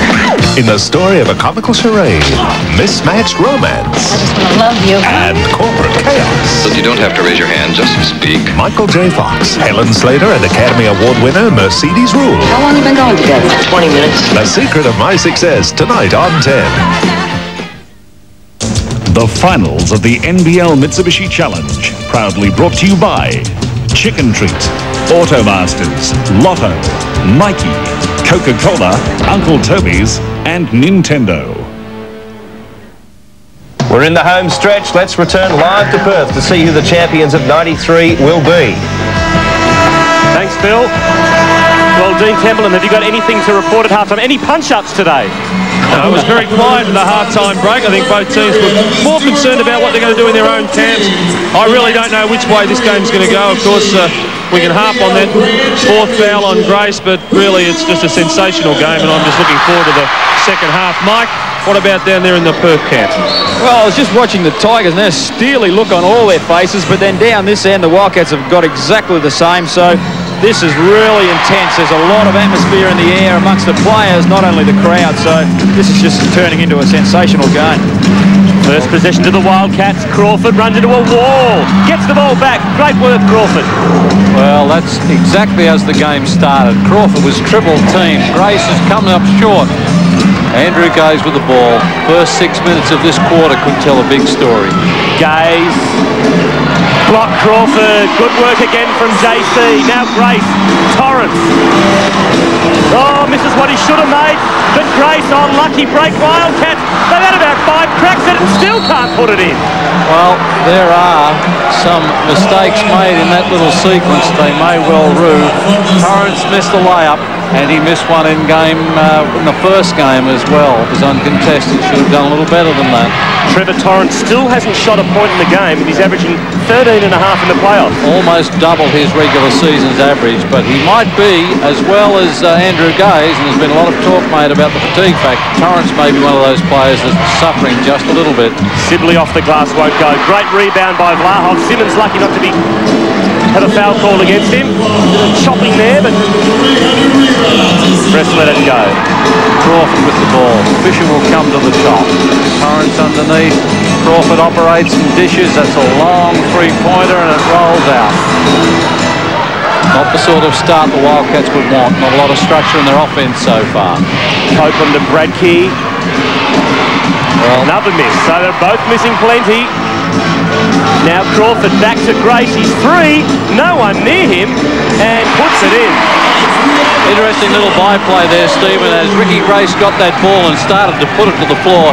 He could see in his vision Andrew Gaze setting for a pick out there. He very quickly gave the ball up, so there's no doubt that everybody's aware of the foul situation and just how critical another foul on Grace could be. Copeland, Simmons. Lob pass to Copeland's clever. That's not. And another turnover and a cheap foul on Bradkey. Well, it was a very, very soft foul, wasn't it? Crawford was almost anxious to get the ball out there and almost spilled it. Bradkey reached across the top, almost a carbon copy of the very first foul that Crawford got on Bradkey. Oh, 3 for Mark Bradkey. 3 for Bradkey, 3 for Simmons, 3 for Sibley out of the 5 on the floor for the Tigers at the start of the second half. Grace. Well, not only the 2, no, he's cancelled the 2, but he's called the hand foul. And he's called the foul before the shot was taken, so it'll be side ball for the Wildcats. Bernard Copeland with the hole before the shot was taken. Vlahov, Fisher. Back to Vlahov. Reverse layup, and he had to go to the reverse side of the bucket because Bradkey was hovering on the near side. So Wildcats back in front. They lead by a point, 57 to 56. Gay. Double team. Gets it to Bradkey. Back to Gay. Sibley open on the right, and that's what they paid the price for. Double teaming. Sibley found the space. Gay's found him with the ball. Tigers back in front by a point. Crawford. Vlahov. Fisher. Foul on Simmons. So another soft one, and that's his 4th. Well, 4 fouls on Simmons, 4 fouls on Grace. Both critical players, both with vastly differing roles. Simmons in the paint on the board, Grace penetrating and running the floor.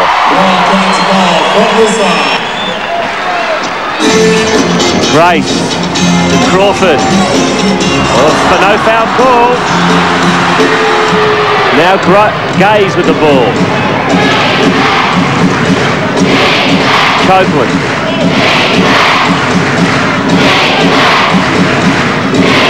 Gaze to Bradkey, has it stripped. Now a chance for the Wildcats. Torrance. Back to Vlahov. To the reverse finger roll there. Andrew Gaze isolated. Torrance gave the ball up to 2-on-1. Came up with the bucket and a 1-point lead to the Wildcats. A lot of mistakes, isn't there? Yeah, there's fundamental errors being created here. Copeland with a bit of a hoper. Torrance dishes off to Grace. I think the first team that gets their offensive rhythm into gear here will have a lot to say on the result of the ball game, but there's fairly tentative moves being made from both clubs. Torrance misses another easy shot. Now Gaze. Travel. It's got to be a travel, of course. Vlahov extolling the crowd. Lindsay Gaze looking to settle his club down there. I don't think either coach, Michael, would be very happy with the play phases that have gone on. Certainly not, and they won't be happy with that. Oh, Bradkey, that was a big effort at a block. He's come up with a foul, though, and that puts Bradkey on 4 by the look of things, which is going to mark Bradkey.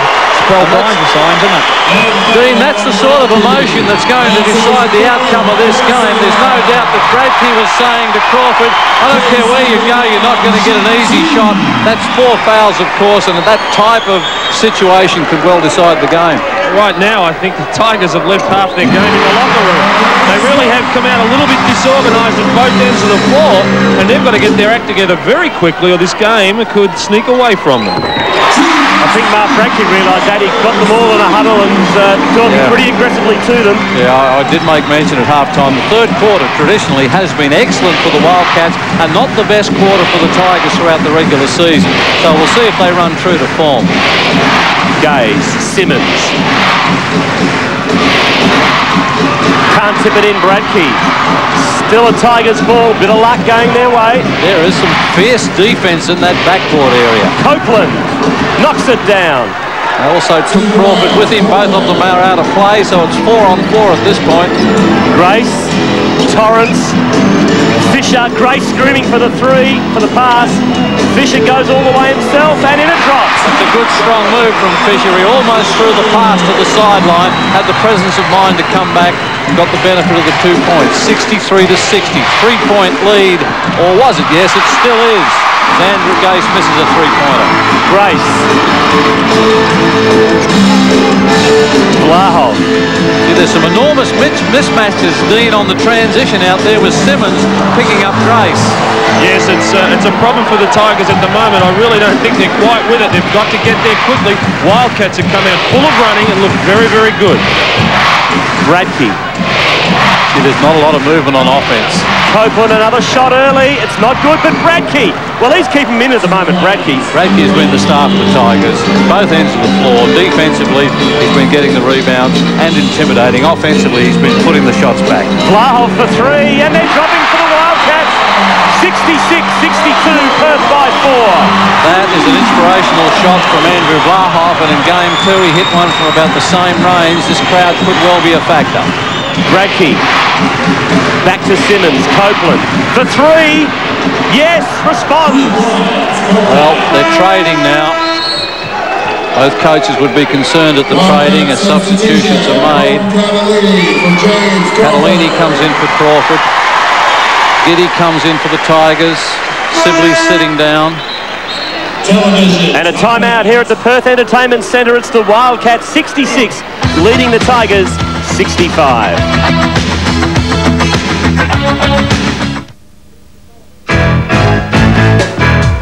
Leave your car's tune-up and service to WA's favourite specialist repairers and you'll get a fixed price job that's so good it's guaranteed in writing for 6 months or 10,000 Ks. Overdue for a service? Here's the biggest offer ever made by Automasters. All this for just $149. Hurry, book now at Automasters. $149 fixed price and a money-back guarantee. Automasters makes paradise comes, refrigerated, real iced coffee. Oh, what a thrill! It's all in the way. The coffee's percolated, that's why nothing beats the taste of my new coffee chill. The most perfect combination you ever found. Yes, the taste you really want is brought to you by Brown's. The seed of doubt. But the damage has been done. This is my life. Divided they stand and divided they'll fall. Just hope you're all satisfied, all of you. For the chance to take your school to the movies with Greater Union. Get into Class of 96, Wednesday on 10.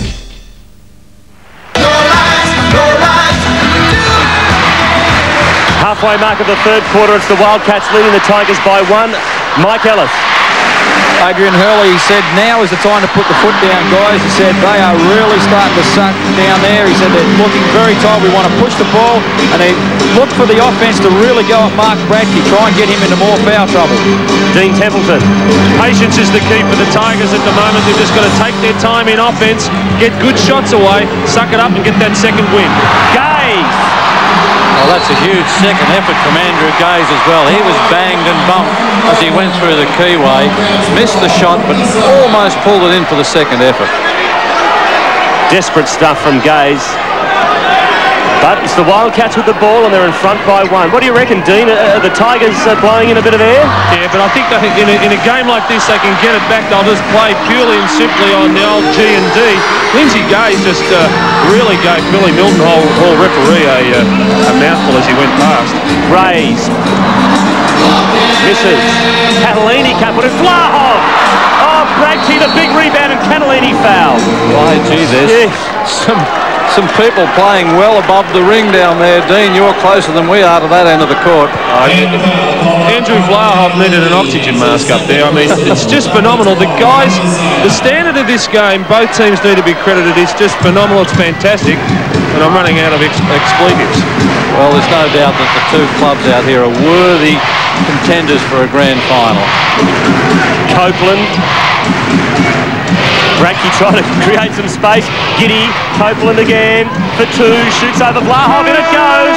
And the Perth Wildcats now trailed by 1. It's the Tigers 67, Wildcats 66. Copeland took that shot from behind the backboard as he floated out of court, released the shot with his right hand. It was all net.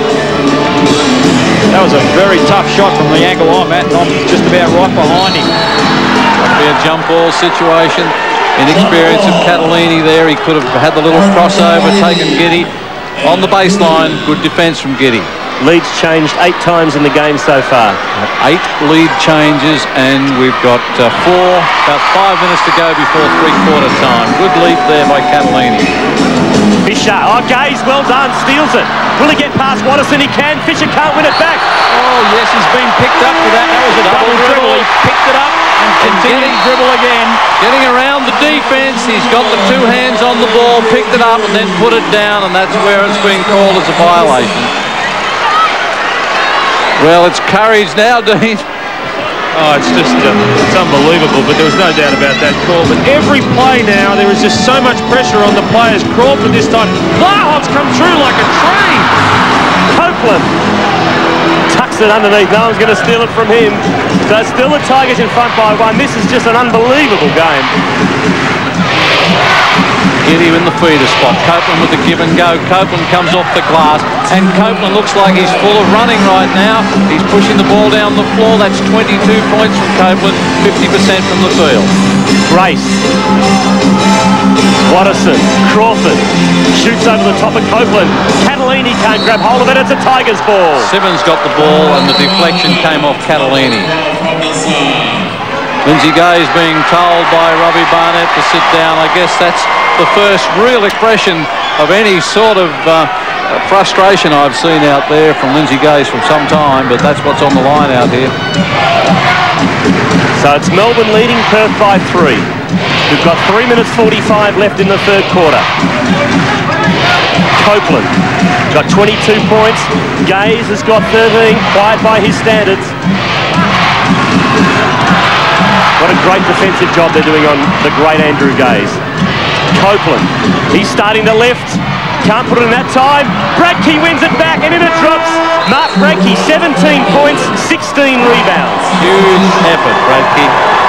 Tower in the paint. Absolutely dominating on the backboards. At half-time, I think he had 10 rebounds out of a total of 21 for the Tigers. Guys, that's about a 10-zip run for the Tigers at the moment. The Wildcats have missed very easy shots. Copeland the steal! Grace the steal back! Brilliant Ricky Grace!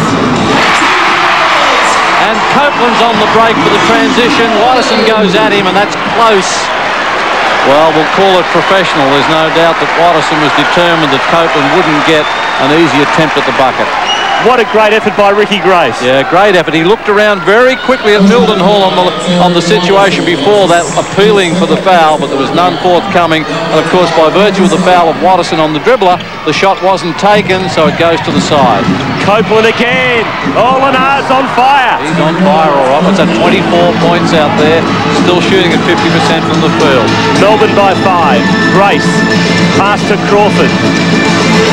Catalini. Simmons. Champing at the bit there. Now Fisher. Catalini again. Boy, is he under pressure from Simmons. Grace. Turnover. Great defensive work, Melbourne. Showing a lot of courage, the Wildcats bench. They're resisting the temptation to bring either Blahoff or Torrance back in for Catalini.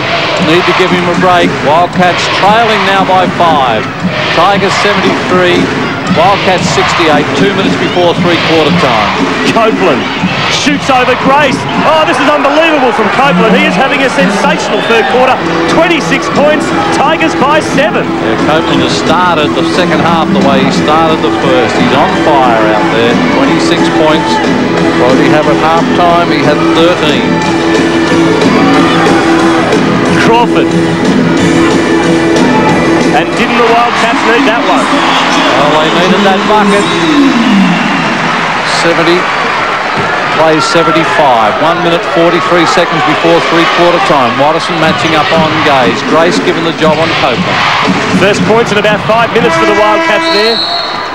Tigers have hit 13-2 before that last bucket. They've got 2 more there. It's now 75-70 again.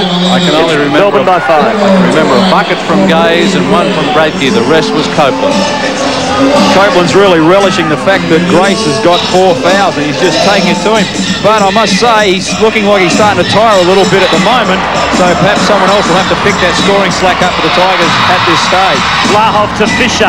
Misses. Bradkey another rebound. Well, critical stage here for the Wildcats. The question's been put to them. They're trailing by 7. Gaze. Back to Bradke. I don't know how he did it, and he draws the foul. Well, both Gaze and Copeland, their penetration are giving the Wildcats defence nightmares. Bradke goes to the foul line after that bucket as well. You can see that he skipped the ball across, the little finger roll, and you can see clearly the contact from Vlahov. Vlahov has 3 fouls. I just wonder, John, the Tigers seem to have lifted a notch, and it's purely on heart, and you just can't help but got to admire. Your heart on your sleeve with this mob. I tell you what, they've really lifted, but have they gone too early? I mean, you just wonder, it's like the Melbourne Cup, but they let it all go too early. Well, that's the first foul shot I think that Bradke's missed for the game, but you've got to expect the physical toll to start to show some sort of effect on both clubs. I think the Wildcats look a little bit tired at the moment, and they've got to make sure they chip away at this 9-point deficit now, otherwise they start the fourth quarter well down. Fisher. Oh, intimidated out of it by Simmons, and again, Gaze tries to steal it. Vlahov's been fantastic for the Wildcats, leading by example. Torrance misses. Fisher tries to win it back. He can. That's offensive. Giddy held his position. In frustration, Fisher turned. Offensive foul. Right, gee. How about some of those contacts under the bucket? Yeah, there's no doubt on that call. Fisher tried to make space.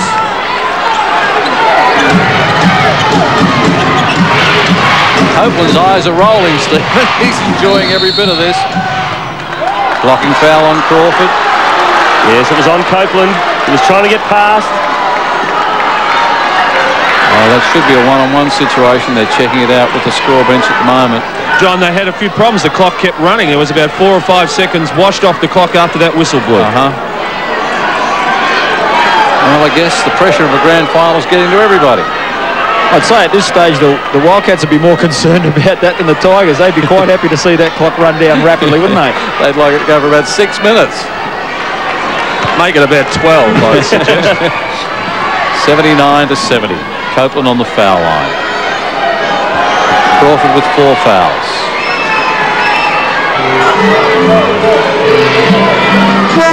Copeland 13 points so far this quarter. Either he or Gaze had to step up, didn't they, this quarter? Well, there's no doubt that Copeland, I think Gaze has also seen a resurgence out there as well. Hasn't scored a lot of points. He has 15, what did he have, 13 at half-time or something like that. He's only scored 2, but his penetration has given the Wildcats some problems as well. That's given more space and more room to Copeland. Boy, he's in a zone of his own right now. And this is the biggest lead in the game. It's 11 points, 81-70, and do the Wildcats need a big bucket before three-quarter time? Vlahov's been leading by example for the Wildcats. Their conversion rate has been very, very poor. They've taken enough shots out there. I think if you look at it, they've taken 11 less shots. I'm sorry, yeah, it's about 50%, 36% for the Wildcats out there. That's dropped dramatically, hasn't it? Sure has. So Fisher, they really need a 2-pointer or a 3-pointer before the three-quarter time buzzer. Crawford for 2. No, Torrance. Bradke, another rebound. That is so typical. Copeland will have to hurry a half-court Hail Mary. I'm surprised it didn't go in. So what a quarter by the Tigers. Look at them, they are pumped up. And at three-quarter time, it's Melbourne 81 leading the Perth Wildcats 70. Gabbing with Gabby, with Gabrielle Reese, model and volleyball star. Being a model, I get asked for lots of tips. For one, always wear smudge-proof mascara. Watch your weight. Take things one step at a time. Be aggressive. Boys like it when you make the first call. What? That was out! And be friendly. A winning personality can take you far in life. Okay, I'm warmed up. How about basketball?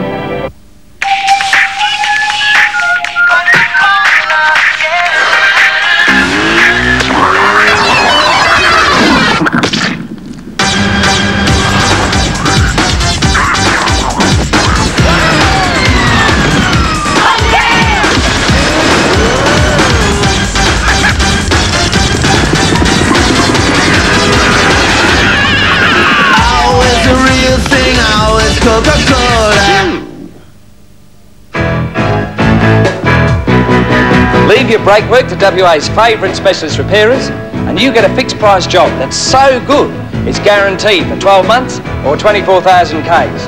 Call in for a free brake check. If your brakes need work for a fixed price, they'll give you all this for just $95. Amazing.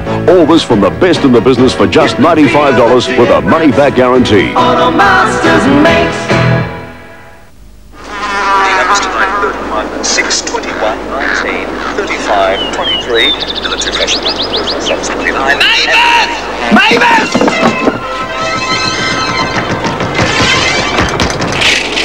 Over 40,000 Western Australians win lotto every week. This week, it could be you.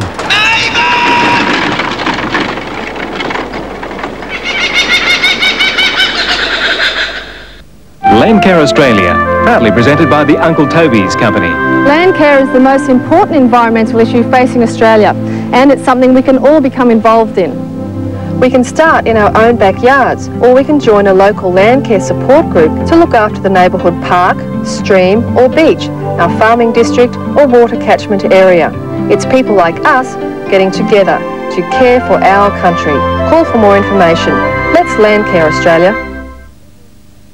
Wednesday, from saints to sinners, private lives exposed. Are you asking me, is he my sexual partner? Whoopi went to a roast and got fried. Who are you with? Hard copy. Secrets and scandal the baby Oprah didn't have. Who gate crashed this wedding? Bill Clinton, that's who. Judy Khan, Laugh-In star, and... He would kick me with cowboy boots on. The battered wife of Burt Reynolds. Plus, Roseanne, the rumours at incest. Hard copy, private lives, 8:30 Wednesday on 10.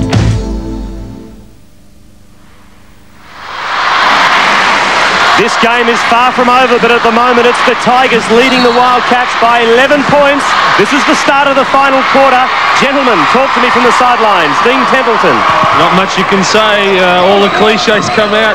This is it. Lindsay Gage knew it. Tried to calm the boys down a little bit, but they're going to go as hard as they did in that third term. Big block from Simmons. Grace. Fisher for two. Again a miss. Crawford, sensational. Slaps it back out. Now Torrance. Inside to Fisher. Pass to Crawford. Vlahov.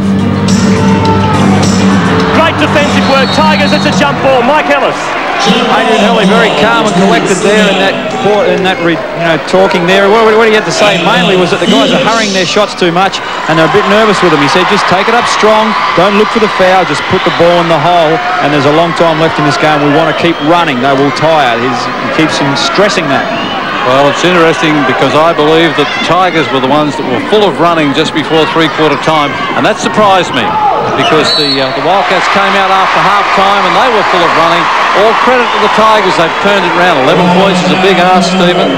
Well, a couple of interesting stats in the second half of that third quarter. The Tigers, as Grace goes for three, makes it! In the second half of that third quarter, the Tigers outscored the Wildcats 19-4, but Perth has won from this situation before against Melbourne in 1991. They were 11 down at three-quarter time and got up and won, so they've done it before. There's no reason to say they can't do it again. Well, it's interesting, of course, that year they won their second flag, and they'll have to do just as well if they need to get back in it. Good pressure from Grace. It came off Copeland's foot, but by gee, history's in the making, isn't it? The Tigers have not beaten Perth since 1984 when they joined the league. That's a great historical situation they've got to overcome. And of course, the Wildcats right here have a chance, if they can get up, to become equal with Brisbane as three-time title holders. Vlahov. Grace. Shoots. No, yes he does, but it's not a very good shot. Now Copeland, double team. That'll come off the Wildcats though. Good double team.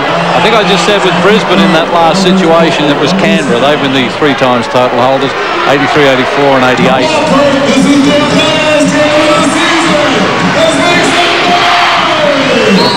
Remembering the Tigers have never won an NBL title.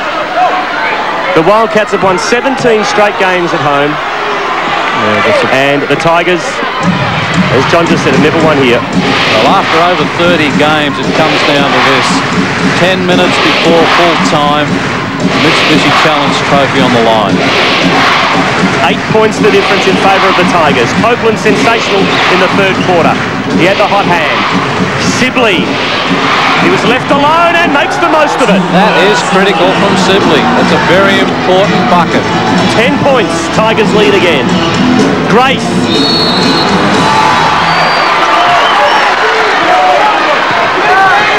Great defensive effort. Stop the penetration. They've done a good job in stopping the penetrating drives by Ricky Grace today.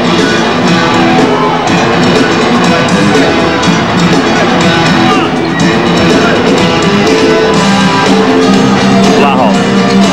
His Australian teammate snapping at his heels. Mark Bradkey. Now Vlahov, he was free for the three. Changed his mind. Torrance. Back to Vlahov. Fisher. Shot clock's at 6. Vlahov for three. He's made most of them, but he didn't make that one. Wildcats offense doesn't look very pretty at the moment. I'm concerned because they are static at the other end. The Tigers are settling into their rhythm, looking to pass the ball through several sets of hands before they take the shot. Defence, the crowd is screaming. Copeland, one-on-one against Grace. Up goes the shot, not this time, but a lucky break for the Tigers. They got the rebound. They'll start again. Another shot clock, of course, and that puts all the pressure on the home club. They trail by 10. 9 minutes remaining in this quarter as it's starting to hot up. Gaze. Sibley, Bradkey, Simmons is free underneath. Still free, and so is Sibley. Sibley, missed what he should have made, but another 30 seconds on the clock for the Tigers. Gaze back to Bradkey, this time off the glass. Well, credit to Bradkey. Tremendous effort on the rebounds out there. What's he got so far? 19 rebounds. Huge effort. Wildcats struggling to contain him. 2 rookies coming on for the Wildcats, Carroll and Catalini. It's called a break to get the chest down to a regular deal and the pulse to stop raining out there. Well, that's a courageous effort by Hurley. Vlahov. Misses Simmons. Copeland, everything going the Tigers' way at the moment. They're in front by 12 points, the biggest lead in the game, 85-73. Good work from Vlahov, but it's a Tigers ball. Well, a lot of strength out there. There's no doubt about the contact. Bit of a logie effort there. Simmons was looking at the elbow as well. I suspect there was a bit of contact. Not that much, though. No, you've got to add a little bit to it. Just a little backhander to keep you on your way, that's all. Just to make sure you're awake. Sibley. Off the ball, Simmons and Vlahov at it. And a whistle has been blown. Who's the foul on? On Carroll. Chris Carroll has come on. It'll be a holding foul. Chris Carroll given the job on Andrew Gaze. Pretty big ask, isn't it, John, to have Chris Carroll? He hasn't played a lot of minutes during the playoff series to come in and pick up Gaze. I think it's a huge ask. I'm surprised, of course, that he's come in this late in the game. Did an excellent job in game 2, had some cameo minutes. I suspect they would have been inclined to try him just a little bit earlier, but it is a big ask at this point. Simmons back outside. Almost a turnover for the Tigers. Now it is a turnover. Here's a chance for Perth. Catalini back to Carroll. Oh, big block from Sibley. Fisher. That's a huge block to get down the floor. Trap that. Wildcats favoured by numbers. Trailing by 10. Tigers doing it well at 85. Low scoring grand final. 10 points the margin. Vlahov almost a steal. But not quite. Still a Tigers possession. 15 seconds left on the shot clock. Gaze. Baseline. Shoots over Carroll and in it drops for 3. What a big bucket for the Tigers. 88 plays 75. Very comfortable cushion. Long way to go as this one drops, but it doesn't. They're trading. Great stuff, Andrew Vlahov. It's back to 10 points the difference again. What a game Vlahov has had. 21 points. Well, it's interesting if you talk about statistical history. Wildcats have rarely been beaten if Vlahov scores over 19, but by gee, they've got a big comeback from here. Tie up by Grace. Keep in mind, Grace has 4 fouls. Great work by Ricky Grace. Almost at the halfway mark of the last quarter, and it's the Tigers in front by 10. Fisher sits down, as does Chris Carroll. Watterson comes back in. We've got a timeout, Stephen. Scoreline locked up, favouring the Tigers by 10. 6 minutes 47 before break time. Leave your car's tune-up and service to WA's favourite specialist repairers and you'll get a fixed price job that's so good it's guaranteed in writing for 6 months or 10,000 Ks. Overdue for a service? Here's the biggest offer ever made by Automasters. All this for just $149. Hurry, book now at Automasters. $149 fixed price and a money-back guarantee. Automasters makes every day is a brand new experience, different everywhere. Love those new wedges. Chicken treat, we got $3 specials, different every day. Monday, Pretty cool for only $3. Tuesday, $3 special. Wednesday, This is a great deal. Thursday and Friday, $3 special. Barbecue. Every day's my day. For the West Best barbecue chicken taste, chicken treat for the place. I got the taste. Mel Gibson, Angry Anderson, Tina Turner. Dying times here. In the future, there are no rules. Anything is possible. Chance decide. Prey is out there somewhere. Mad Max Beyond Thunderdome, Thursday. 6:47 left in the game. Crisis time for the Wildcats. They're down by 10. We've got a jump ball. It's Copeland against Grace. Well, easily. Copeland, easily. Tigers got out to a 13-point lead. Now back to 10. Copeland gets past Grace. Misses what he should have made. Gets a second chance at it and makes it. 12 points in front. Tigers. Been the man. That's his 30th point for the match. Catalini tries to reply. Can't. Number 20 as far as rebounds go for Bradkey. Gaze. Simmons will pull it up and they'll start again. This man will go wherever he can get Copeland. He's been electric. Long time to go. Half a quarter remaining and it's all on the line here. Andrew Gaze with a jump shot. Gets the 2 and is that Ricky Grace with his 5th? Bucket counts. Foul is on 15. Ricky Grace has 5. Well, should be subbed out, I would imagine. Let's see, it's Catalini sitting down, so there's not going to be any rest here. Well, you can't really sub out Grace now, can you? No, it'd be different if they were up close and the margin was narrow, but right now the Wildcats have got it all to do. This man on the line has found his form at the right time. It was quiet early, I think that's helped him. And it's 15 points the difference. See what a comeback this could be if Perth can get up. But everything in the Tigers' favour at the moment. Vlahov, Watterson, Fisher, misses, rebound Simmons. They're just not dropping for Perth. No, that'll be on Vlahov if he's not careful. Tigers have the upper hand. Now it comes down to control. Sibley to Bradkey. Tigers calling all the shots. Now Gaze. 9 seconds left on the shot clock. Jump ball situation, I suspect. Well, he should take it because it's... No, he called it a travel, I think. Thought he called a jump to start, but it's been called a travel on the deal. I think you'll find Johnny's actually called the 5-second violation without Gaze doing anything. Therefore, the possession goes to the Wildcats. Right. Vlahov, another 3. Oh, Andrew Vlahov. 24 points. That's his 4th three-pointer. They need a few more of those. They're trailing by 12. John Watterson, and of course that's the second foul on Watterson. It's a third team foul, I should say. Thought it may have been the 4th. That's also Watterson's 3rd. Dean Templeton, you can't speak highly enough of Andrew Vlahov's performance this afternoon. I really can't speak highly enough of all the players out there. I think the game has just been a credit to every one of them, and I'm not convinced that it's over yet. It's so close. Copeland for 3, makes it! Boy, 33 points for Lamar Copeland. 15 points the margin. Less than 5 minutes in the game. Grace bullet-like pass to Vlahov. Good left-hand reverse layup. Gaze. Well, just under 5 minutes. 83 for the Wildcats, 96 for the Tigers. Tigers have effectively closed down the running game of the Wildcats. Grace to Blahov. Thought about the three. Now to Crawford. Another two-pointer. It's 96-85, 11 points the difference. The Tigers led by 15 just a few seconds ago. Now Simmons. Bradkey. Comes down to control right now. Tigers need to be positive, but they've got to control the ball out there. Don't go negative.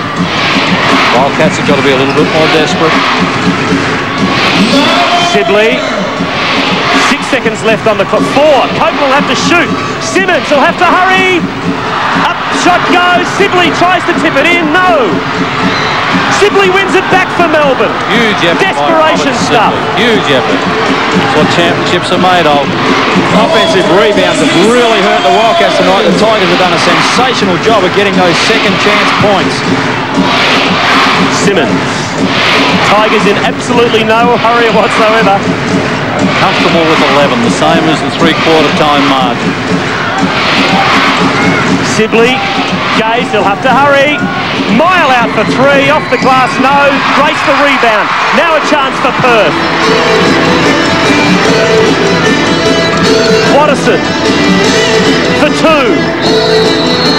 Foul is called. It's on Sibley. 2 shots for Eric Watterson. That's the first penetrating drive we've seen from the Wildcats for some time. Lindsay Gaze searching for his first title. Been at the helm of the Tigers since '84 in this league.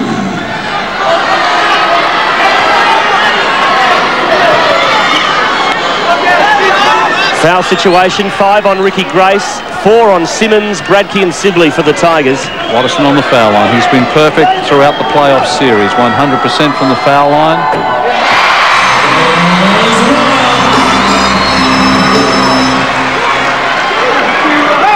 10 points the margin. Great work. Eric Watterson is now less than double figures the difference. It's back to 9 points. The Tigers led by 15. They don't want to go negative. Wildcats are not done with yet. Oakland's been the money man. Bradkey under pressure from Fisher. Simmons. I'll go to Gaze or Copeland. The ball carriers will get the ball here. Shot clock down to 7, 6, 5, 4. Bradkey shoots off the glass. What a big bucket for Bradkey. Mark Bradkey, 23 points and 20 rebounds. It's 11 points the difference again. 2.5 left in the game. Grace, good assist to Crawford. Makes no mistake. 9 points the difference. Double team Gaze. Fouls on Watterson. Gaze will go to... No, he won't. Fourth. That'll be the 4th team foul. The sideline, Steve, you're going to say? What? Yes, He'll go to the sideline. And a timeout called by the Perth Wildcats. Well, it's 98-89. Long time to go in a ball game, but by the same token, I am impressed with the way the Tigers have controlled the tempo in the last 3 or 4 minutes. They were asked the question and they've had the answers. Well, they're far from spent, the Wildcats. But they've got to get their running game going, and they haven't been able to do that today, I should say, because of the enormous effort on the backboards out there. I mean, they've been absolutely dominant, the Tigers, that is, on the backboards. Bradkey has been marvellous. 20 rebounds in a game of this quality. It's hard to match. Three-point shooting percentage, of course, could be vital as we get down to the stretch out there. Look at the rebounds out there. The Tigers have only led by 2, but they've had 19. Well, I don't know that I can accept the statistic of 24 for the offensive boards for the Wildcats. I think that's not right.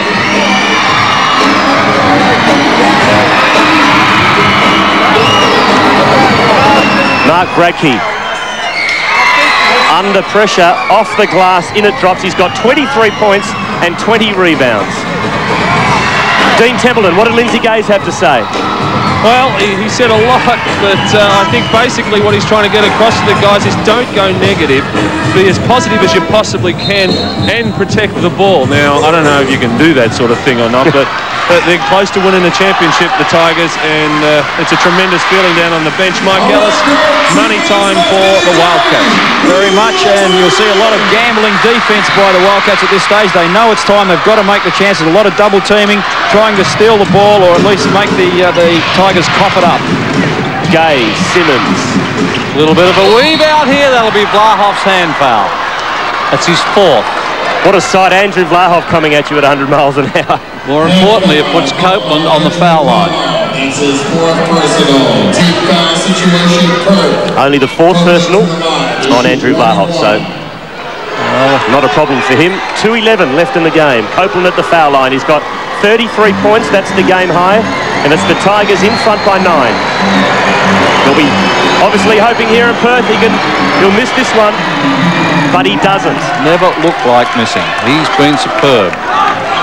34 points out there, 7 rebounds. He has 1 assist, but you can't do the assist maker and the scorer at the same time, or rarely. 35 points.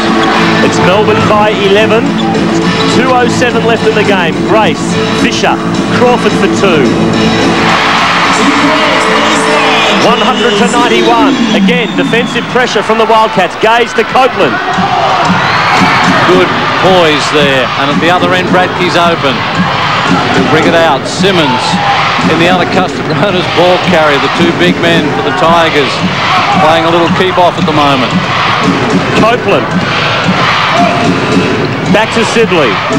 8 seconds left on the shot clock. Simmons. Shoot, does. Draws the foul on Fisher. That'll put Simmons on the foul line, and the Wildcats can see their season just fading. They've only been able to put 91 points on the board so far. The Tigers have got 100. Timeout call by the Perth Wildcats yet again. 1 minute, 33 seconds left in the game. The Tigers 100, the Wildcats 91, and the Tigers are at the foul line. Come on, folks. Everybody put your hands together. Take your lead from the dancers now.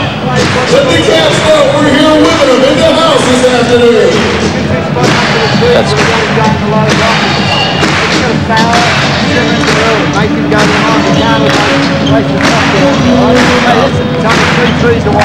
that one's so far out.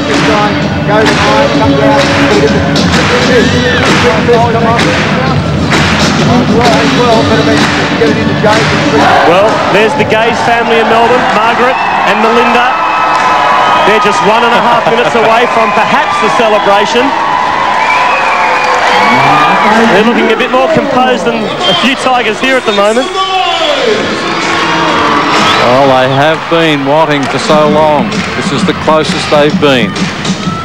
And of course, we made mention at the start of the program that the Tigers have never defeated Perth in Perth. History in the making.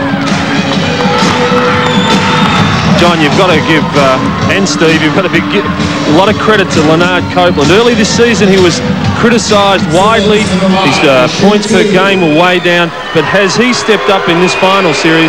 And this afternoon, well, he's just been unconscious.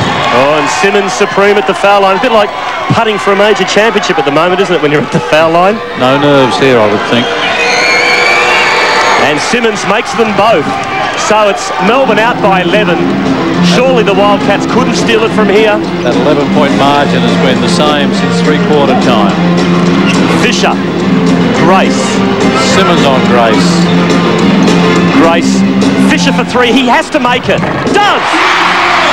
Well, you have to make the possible. Sibley's gone out in that last play phase. He's come back in behind the bench. And now if they can get the ball down quickly enough, of course, there's bound to be a foul. And the foul is on Vlahov. Well, Simmons is up. He's not too worried about the contact at this point. He's in the box seat right now. Clock does stop, of course. Simmons, we just saw, put a brace of foul shots together. Pushing foul on Andrew Vlahov. Jesus, like that Mack truck coming at you. Oh. Fisher and Vlahov. Simmons to the line. So Simmons at the line again. Simmons would have known what the intent was as well. There's the Tigers bench. Oh, Dave Simmons makes it again. Whitehead praying or what? Well, the pressure.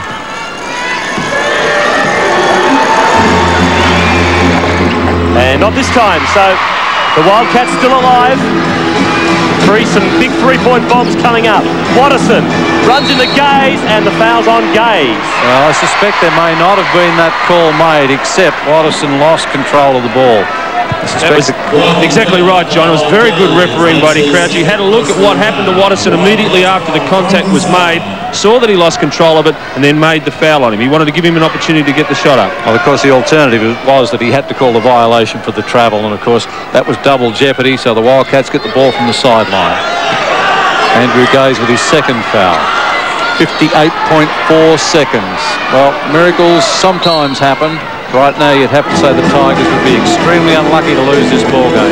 Grace misses. Oh, a bit of holding there. Bradkey, well done to Copeland. Copeland for two short arms it. That was too short.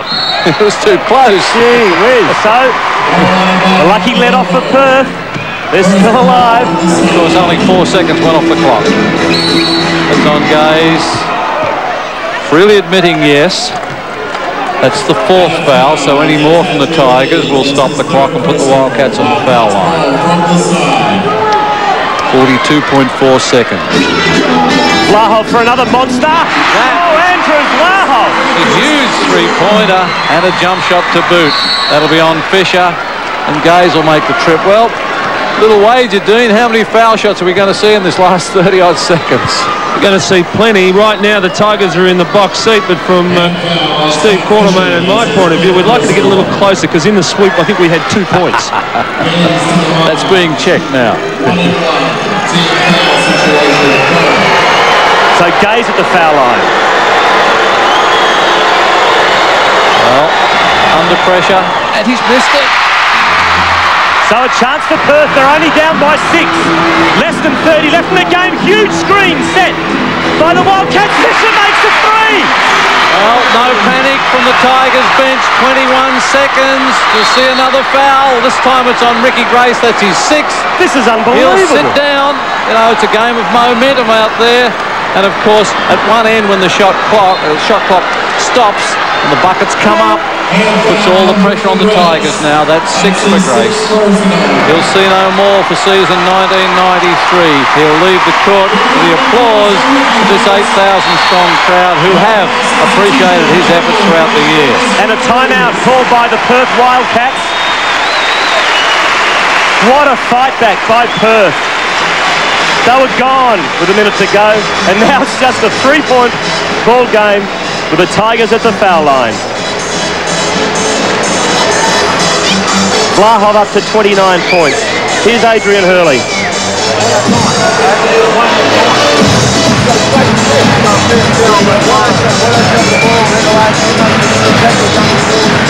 103-100. Copeland 35.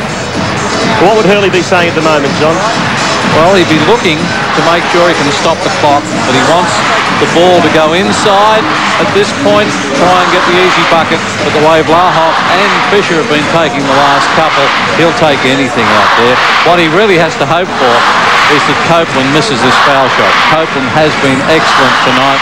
What is he, 50% from the foul line throughout the year? He's been 78% throughout the playoffs. He's been 94%. You'd have to say the percentages favoured the Tigers. Tigers ready to play. Proud, willing, their home team to get back into this ball game as they have. 11 points down at three-quarter time. Simmons bring the glue for the Tigers. Copeland finished off in game 3. Well, if there's been a better game of basketball since I've been watching basketball, Dean, I certainly can't remember it. How about you? No, I really can't. I don't think there's been a better game since they took the laces out of the ball. Now look at the crowd behind the foul line. There are thousands trying to put Copeland off. This is pressure. Misses it. A chance for Perth. They're 3 down. Can they tie it up and force it into overtime? Torrance. Foul. Foul's gone on Leonard Copeland. Well, Simmons it is. Simmons. That's his 5th. That's the 4th foul. They've taken about 4 seconds off the clock. That's his 5th for Simmons. That gives the Wildcats an out-of-bounds possession. Will they go early? And they've lost it. No, Vlahov got it back. Vlahov. Will he be the man? He takes the free. No, in and out. I thought it was home. Goodness gracious me, folks. I thought it was home. It did everything but go in the net. That was as close as you want to get. What courage to take that jump shot. It did everything but fall. Yep, and you would have heard this roof lift because it would have equalised. The frantic foul at the other stage has prompted a timeout from Lindsay Gaze. He wants to try and organise his team after they make these foul shots, or look for the lifesaver in case they don't. 3 points the difference, 4.9 seconds left on the clock. It's 103 Melbourne, 100 the Wildcats. Andrew Vlahov, under all sorts of duress, threw up the three. Here's Lindsay Gaze. We won't be able to hear him because it's just madness here at the Perth Entertainment Centre. There's no doubt that this crowd have seen fight back after fight back. 13, 14 points was the biggest margin. 11 points down. The Wildcats were at three-quarter time. Wildcats were able to come back with some frantic three-point shooting out there. They had a chance behind their captain, Andrew Vlahov, and as you said, I suspect that ball went halfway down the net and came out again. But either way, the Tigers, and you must give them credit, there's that crowd back in Melbourne. Apprehensive, heart in the mouth. Margaret Gaze is not going to say a word. So this is the scenario. There's 4.9 seconds left on the clock. It's the Melbourne Tigers 3 points in front. They are at the foul line. So if they miss this first shot, the Wildcats still have a chance, albeit a slim one, to force this game into overtime. They can get the ball down the court and get up a good shot within 5 seconds out there, but all the pressure now on Andrew Gaze, as it has been so much throughout his career. He's an excellent shooter from the foul line, has averaged 86 throughout the regular season and 86 from the foul line, and today out there he's 5 from 6. You'd have to say the percentages are with the Tigers. Never been a more important foul shot for Andrew Gaze. All credit to the man. All credit to the man. Too early to celebrate yet, but by gee, that makes the Wildcats' task all that much harder. The Tigers bench ecstatic. Gaze with the pressure gone after making the first. Rolls out for the second. 3.3. We've got a reset over here. What we've got called out here. What's happened is that, John, there's been a, when the shot went up, someone's thrown a big piece of paper across the middle of the court. Right. So the referees have stopped the clock. And of course this gives possession to the Wildcats some 30 feet down in their back court. So they get a chance to be a little bit closer, almost like the NBA situation when you call a timeout and get possession from the halfway. 3.3 seconds, they've got to set up a prayer. Tigers cannot afford to foul. They've just got to run away from the Wildcats. Don't touch a thing, yells out Gaze. Vlahov for 2. And the Tigers, for the first time in history, have won the NBL title. Well, super effort from the Melbourne Tigers. Great scenes of jubilation. Great presence of mind from Vlahov last time when he got that ball, Stephen. Didn't take the three-pointer, knew 3 points weren't enough. He wanted the foul, and Bradke was smart enough to back off. There you can see the Gaze family and the Gaze family in Perth enjoying the first ever. Is that emotion from Lindsay? Look at the Gaze family, Lindsay and Andrew. Andrew just tears streaming down the face. Something they've wanted so badly for so long. But the Perth Wildcats, what a performance by them. They were gone with a couple of minutes to go and they almost nicked it, almost forced it into overtime. What a great game of basketball. What an advertisement for the NBL. Well, we talked about a typical final and whether it was a worthy final. I don't think any of the fans out there, nor this sellout crowd here, could deny the Tigers a marvellous victory. Great emotion, great effort. They went so close last year against the Magic. It's all theirs here today to enjoy. We'll see if either Mike or Dean can perhaps sneak in there for a quick interview. They're calling for the Tigers fans here in Western Australia to come on the court. They're going to do a Pat Cash. They're going to go up into the stadium. Well, there's the wife of Robert Sidley. A lot of the players' wives and girlfriends are here. There's Mark Bradke. Mark, unbelievable. Congratulations. You're obviously fairly ecstatic. Oh, yeah, you can see the guys there. Very emotional. It's fantastic, you know. we were down, but, we came back and it feels wonderful. Your own game, Mark. I mean, I know it's hard to sort of analyse it so quickly. It is a fantastic feeling out here. But, mate, you just played so well yourself. So over 20 rebounds. Is that right? I just kept on trying to find the ball and fill my hands. These guys in the ball was great. I can't do it. It's great. Fantastic performance. Well done, Mark Radke. Yes, Mark Radke finished the game with 23 points and 21 rebounds. The final scores, Tigers 104, Wildcats 102. The first time the Tigers have ever won in Western Australia. First time ever. Perth were going for their 18th straight win and they weren't good enough in the finish. Leonard Copeland, 35 points in the game. Leonard, one hell of an effort. Fantastic job. I tell you, they still fought it out to the end. It was close. You got to give those guys all the credit in the world. That is by far the second best team in the league this year. They played their asses off, and I want to commend them. I think if we just had it, we wanted it more, just an inch more, and we went out and did it. Leonard, the emotion that you can feel out here is just fantastic. I mean, you've now been a part of this ball club for a couple of years, but of course you understand the great feeling and the history of this club with the Gaze family. It must be a great feeling. It's the greatest feeling in the world. I'm standing here yelling. I can't even talk because I was yelling on the floor trying to get the guys pumped. Everybody, Lindsay's yelling, everybody's yelling. That's why we did it today. Leonard Copeland, fantastic performance yourself, 35 points. Go and enjoy yourself. Thanks, mate. And there's the Wildcats. Well, they gave it their absolute best. They're hanging their heads, but they shouldn't be disappointed with their performance because they fought it to the death, didn't they? Well, they came back from 11 points down, and that was a great effort. But today, I should say, the Tigers were just too good when it counted. In that third quarter, the latter part, they had all the answers. Wildcats tended to fade just a little bit.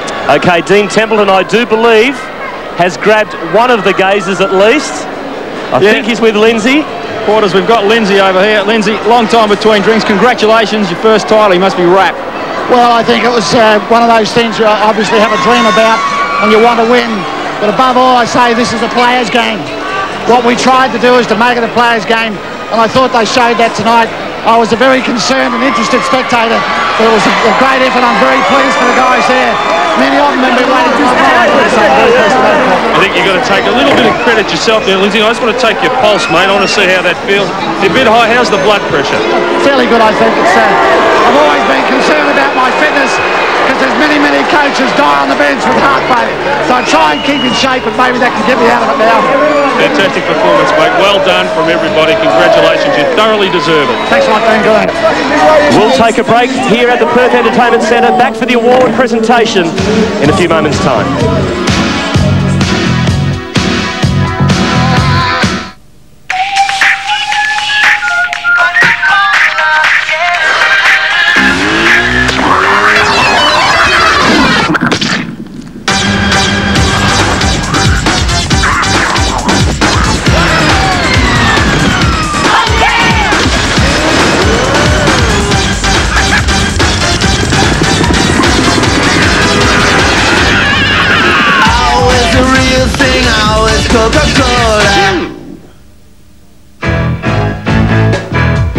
Leave your car's tune-up and service to WA's favourite specialist repairers and you'll get a fixed price job that's so good it's guaranteed in writing for 6 months or 10,000 Ks. Overdue for a service? Here's the biggest offer ever made by Automasters. All this for just $149. Hurry, book now at Automasters. $149 fixed price and a money-back guarantee.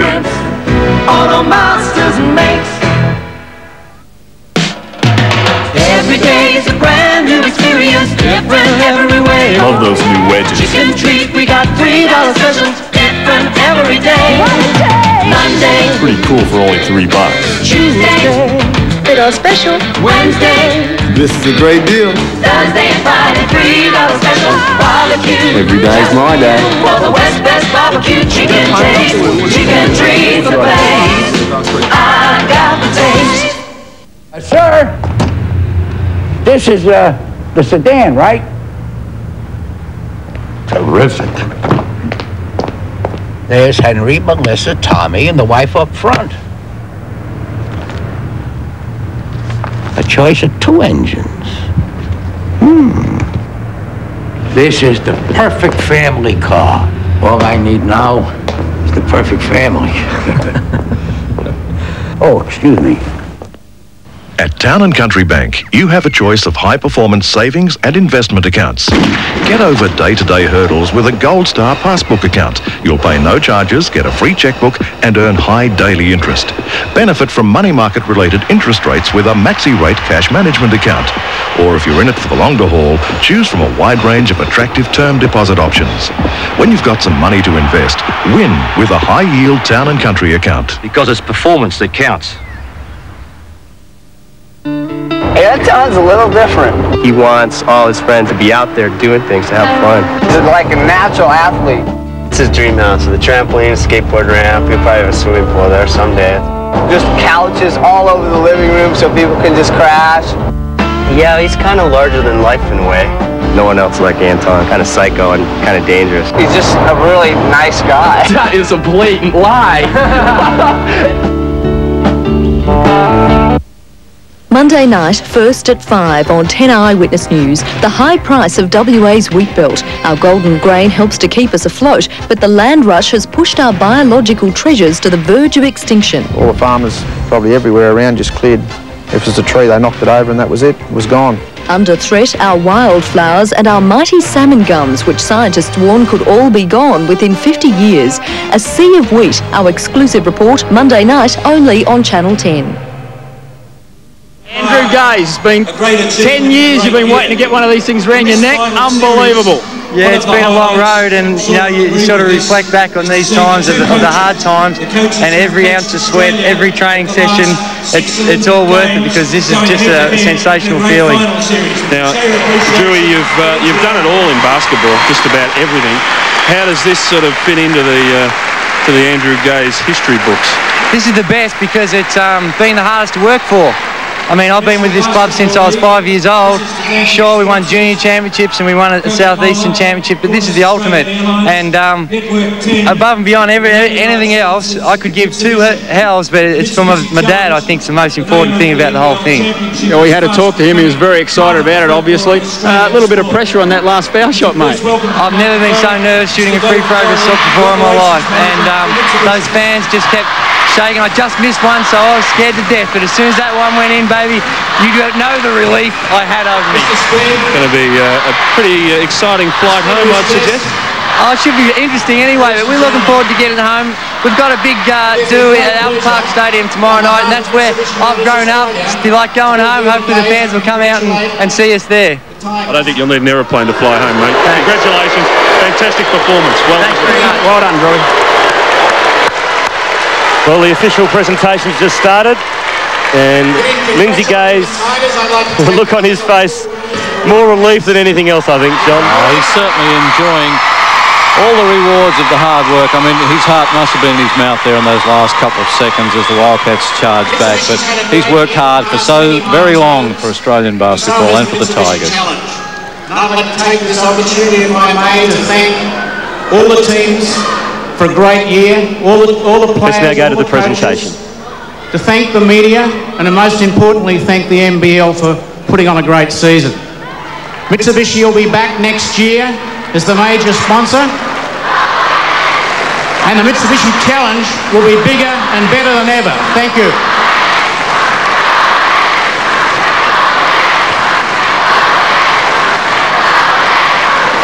Ladies and gentlemen, it is a tradition in the National Basketball League, not shared by many other sports in the country around the world, to acknowledge the excellent performance of the runner-up team.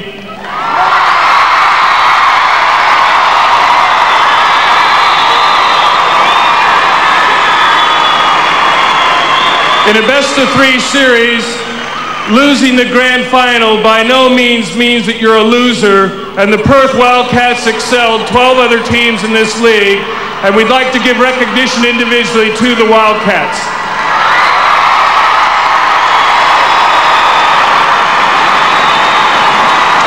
That's a terrible situation. If the Wildcat players would please come forward as I call their name to accept their trophy.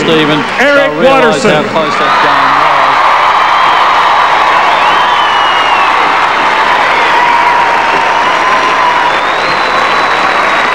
James J.C. Crawford.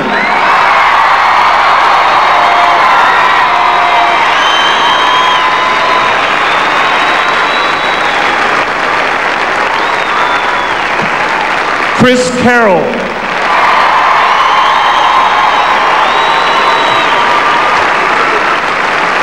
Martin Catalini.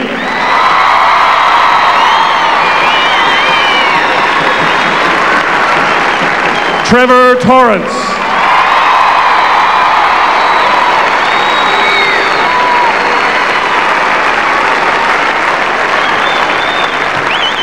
Steve Davis.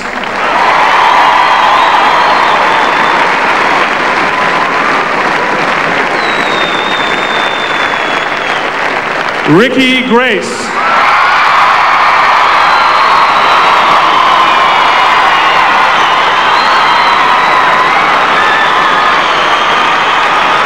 Andrew Vlahoff.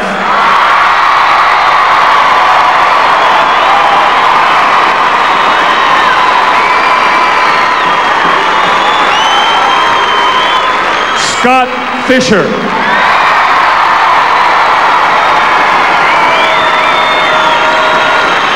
Jamie Baker.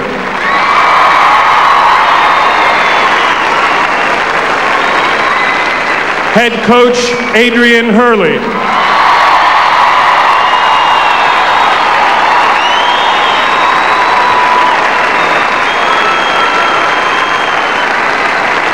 Assistant coach Dave Hancock.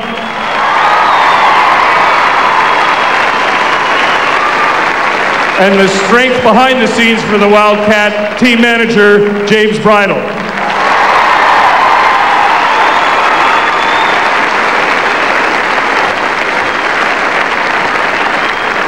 Congratulations again to the 1993 Perth Wildcats.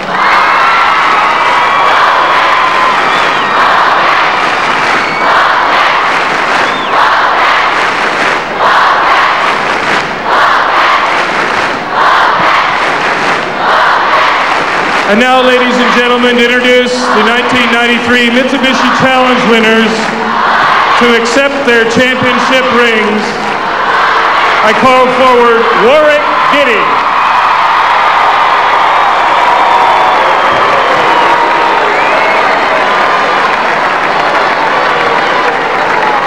Ray Gordon.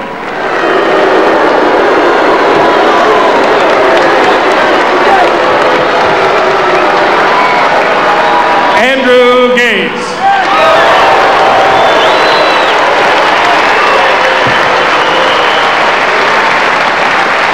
Andrew Walter.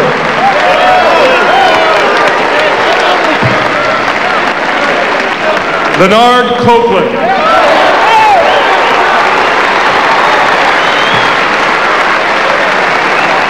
David Simmons.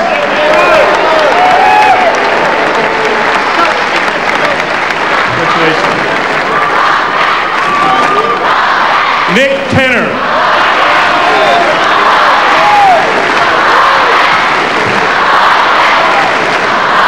Stephen Whitehead.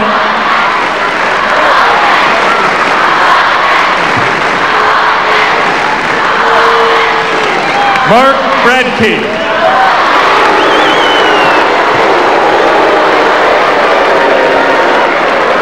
Robert Sibley.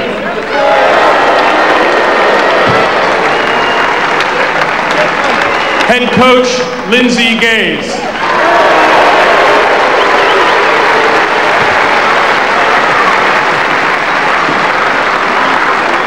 Assistant coach, Alan Westover.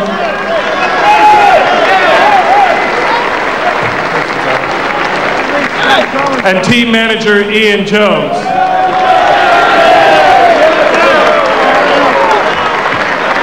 Ladies and gentlemen, there's two more functions that we have to do. The first is the presentation of the championship trophies, and the last event will be to present the Grand Final Series Most Valuable Player. To accept the championship trophy on behalf of the Melbourne Tigers, I'd like to call forth their captain, Andrew Gaze.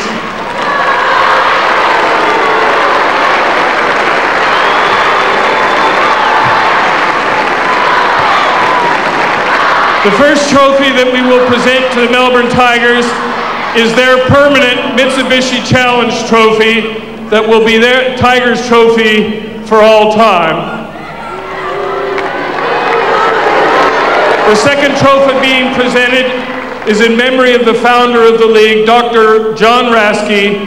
It is a perpetual trophy that is passed from champion team to champion team on a yearly basis. So with all these goodies, I'd like to call the captain of the Tigers, Andrew Gaze, to the microphone.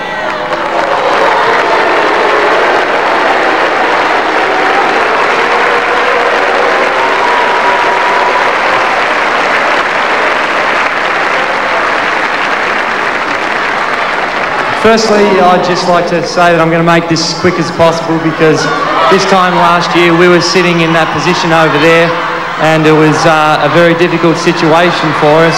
And I first of all like to congratulate the Perth Wildcats on an outstanding season.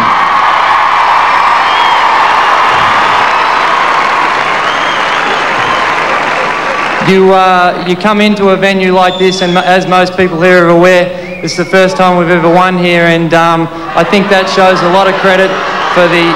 I think that shows a lot of credit for the team here.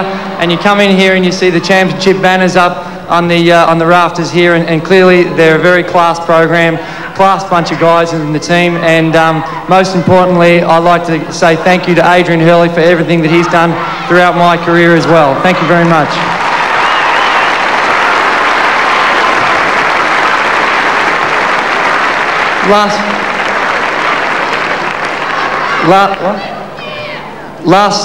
Obviously we've had a very rough season this year. It was tough for us, and I think that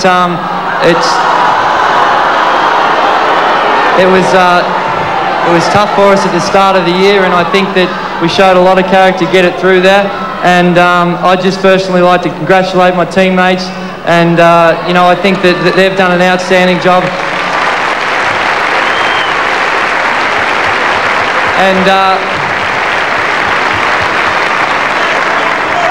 a couple more people I'd like to thank. I'd also like to thank my father. He's been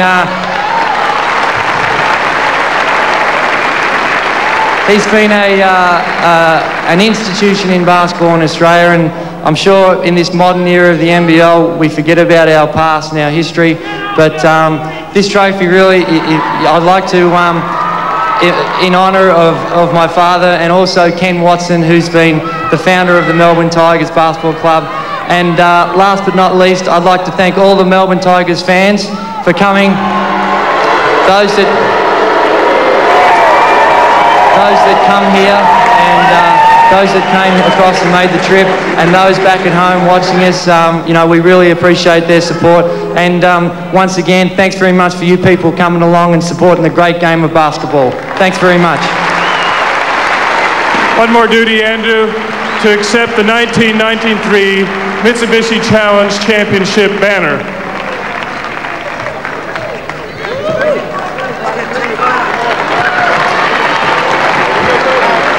Finally, ladies and gentlemen, the National Basketball League awards the most valuable player over the 3 games of the series. There are a lot of thrilling contests during the year, a lot of great individual contributions. The judges had a hard time picking the MVP of this series, but they felt over the 3 games that Ricky Grace from the Perth Wildcats was the MVP.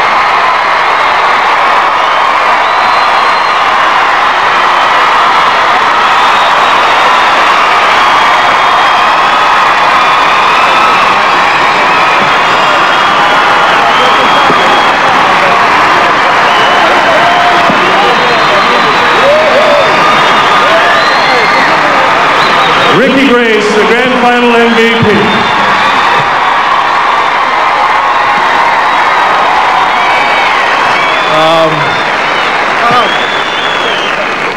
We're all obviously disappointed.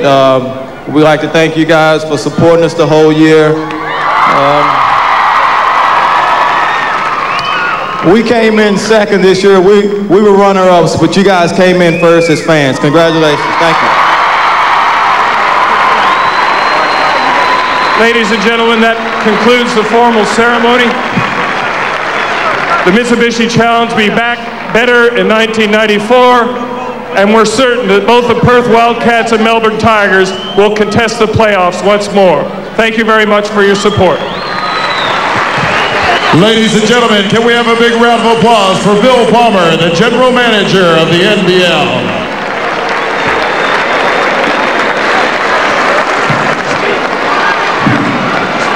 And don't forget, folks, on behalf of our sponsors, Swan Gold and Coca-Cola, the Perth Wildcats invite you to have a drink with us.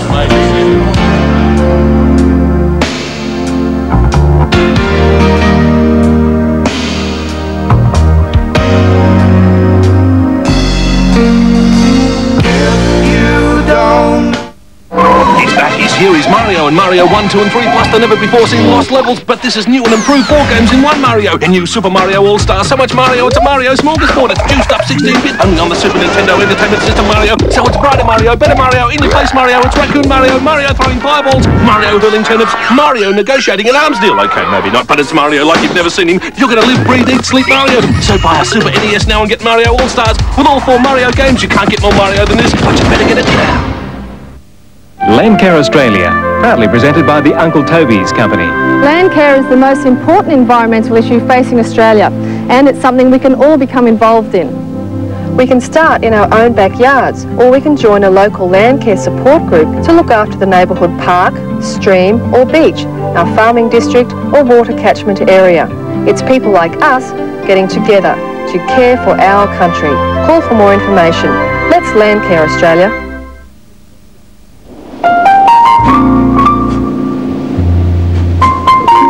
Every week, Western Australian lotto players win over $1 million.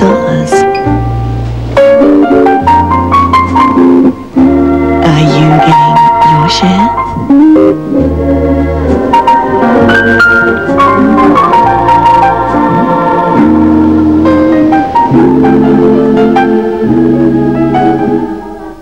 Sir, this is the sedan, right? Terrific. There's Henry, Melissa, Tommy, and the wife up front. A choice of 2 engines. This is the perfect family car. All I need now is the perfect family. Oh, excuse me. You know how we talked about making better use of our savings? Yes? Well, I think I have the answer. There's this ideal savings account. It's got high interest, and we can take our money out whenever we want to, even on Saturdays when most banks are closed. And you know the best thing? They don't charge any fees. Not even government charges.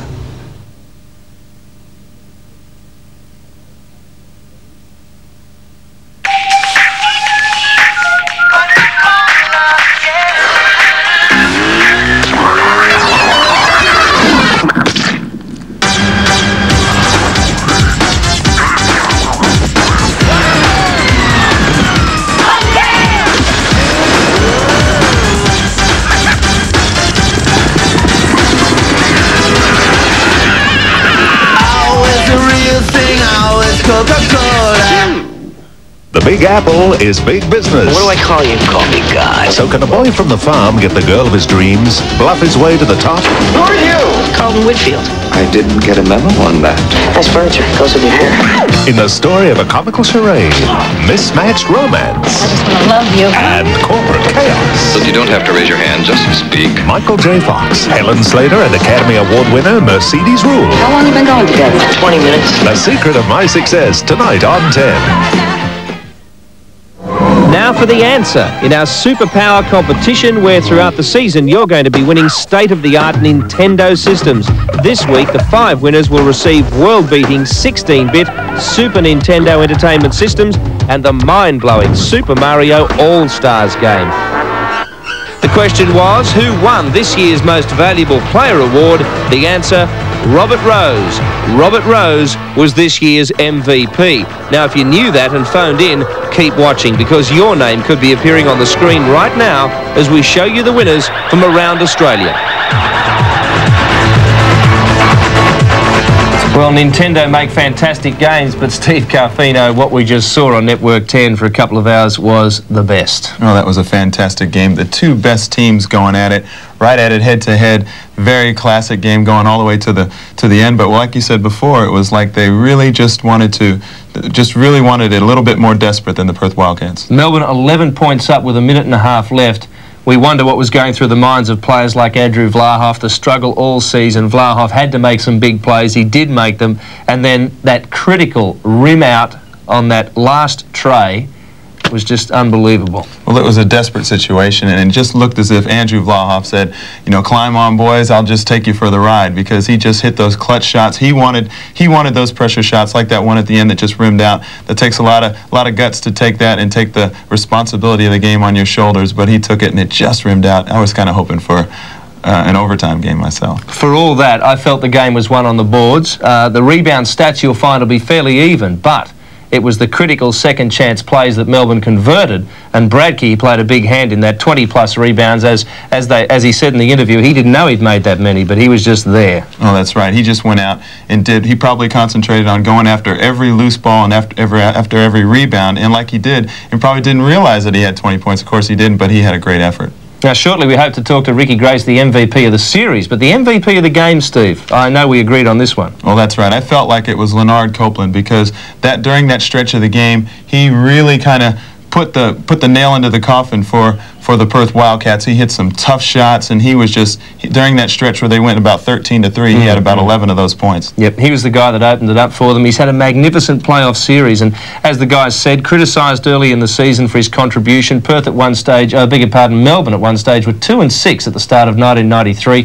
Perth was always in front, but they came back strongly. Leonard played a big hand in that and really showed that quality to step up. He'd be an NBA player. Oh, that's right. I think the thing is, they had a lot of trouble defining their roles early in the year, how to get Mark Bradkey in there and how Leonard Copeland was going to get those extra shots. And when it came down to the playoffs, players like Stephen Whitehead and Leonard Copeland, their stats went up. What about the fatigue factor? A lot of players with their hands on their knees at the end of the game. We expected that, but do you think the edge that was taken off Perth may have come from the fact that they had three-game series up to this point? Well, I think that may have been the case, but I think that when you miss shots that you feel like you should make, and there are a lot of shots that the Perth Wildcats probably should have made, and those are really tough on you. You go down there and you do the hard work, and it just doesn't come off, and it's not successful for you. It just takes everything out of you. Well, the players heading back to the dressing rooms, of course, some to celebrate, others to commiserate, and we'll go back now to Perth. Steve Quartermain. Thanks, Billy. Well, a lot's already been said about the Gaze clan. It's a long way away, Melbourne, from Western Australia, and I'm sure Almond Hall in Albert Park is still going wild. But now we're going to try something pretty special. We've got Andrew and Lindsay speaking with their respective wives, Melinda and Margaret, and I'm sure all four of them are just absolutely over the moon at the moment. Of course, we've got the wonders of technology here, guys. We'll see. We've got Lindsay can actually hear what's going on over there at Ormond Hall in Melbourne. It is a long way away. Lindsay, what can you say to the fans back home, because they're all listening? Well, I think first of all, we wanted this game to be a players' game. That they've done the work and they've put in the energy and they've made the commitment. But also, we wanted to make sure that we responded to the supporters back home. That they've been fantastic for us, and of course, without that support, we wouldn't have had the chance to be able to play here. So all of the players and the coaching staff appreciate that support, and we're very grateful for that. And I'll be a bit rude here, and I'll say it's a bit like virginity. After the first, it gets easier from now on. Oh, well, I wouldn't know anything about it. Would you like to say hello to your wife? I can't say much more. Your wife's there listening to this. You won't be happy about that comment. Well, I don't think she's a virgin, because she's produced this for us. And when you think about the product of basketball, I mean, I think that's a fairly good achievement, I reckon. That's not bad. Margaret, say something to your husband, quick. I'm stunned. You're stunned? Well, at least we got a win. We can rest easy for a while. Come on, Margaret, you can say more than that. Would you like to say something to your son? Yes, I'm proud of him and the rest of the team, and they've done a wonderful job, and they've all made us very happy back here. She's very proud of you, Andrew. What would you like to say to your mum? And of course, Melinda's over there as well. Well, obviously, you know, we love them very much, and we love every single person in that Ormond Hall right now, because they've been the ones that have been right through us, right through all the games, and they've done just as probably much as work as what we have, the way they cheer and that. And you know, we're biased, but we think we've got the best fans in Australia, and we're looking forward to getting back and celebrating with our fans. Melinda, any instructions for Andrew for the after-match celebrations, or are you just going to let him loose? just take it easy, and we'll see you at 11:15 tonight at the airport. She said, take it easy, and she'll see you at 11:15 at the airport. Now, you behave yourself, all right? Final word, Lindsay, for everybody. Well, the worst thing that could happen for us now is that we can malinger here. We've got about an hour to get to that plane. That's one event we don't want to miss. All right, guys, fantastic performance. Andrew, I think you should wear that on the plane. It's a good look, the whole look, you know, I think that's a good look for the aeroplane. Lindsay and Andrew, congratulations for today and for the whole season. And, you know, maybe I'm from Melbourne, so I'm a little biased, so I apologise to everybody else, but hey, great careers, both of you. Congratulations, well done. Quarters or Steve or whoever's back there, back to you guys. Thanks, Dino. Good work. Yes, well, I think Lindsay Gaze, John, has just produced probably the quote of the year anyways, as far as basketball is concerned. And let's have a look at the match statistics with the Melbourne Tigers defeating the Perth Wildcats by 2 points. And a lot of that victory was based upon their superior shooting percentage, 49% to 39. And I think you have to put it down to the defence of the Tigers. They intimidated the Wildcats.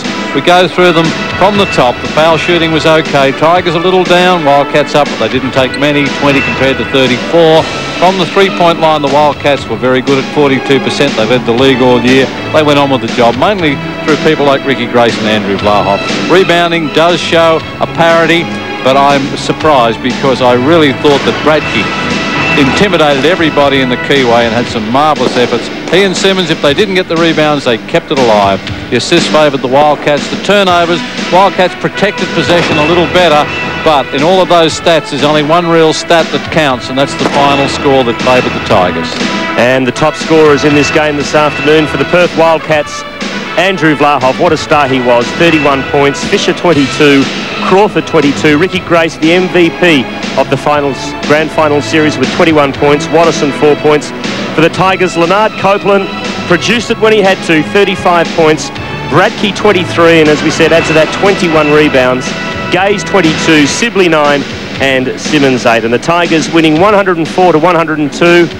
Dean and Mike, I think, Dean, the most important thing this afternoon for us is that we've shared the raffle money. That's the most important thing. Let's get that straight. But wasn't it just a fantastic game of basketball, guys? I think the whole series, the two games over here in Perth and the one in Melbourne, Mike, were, I really mean, the best basketball I've seen. Had it all, humour, bit of violence, aggression, the whole bit.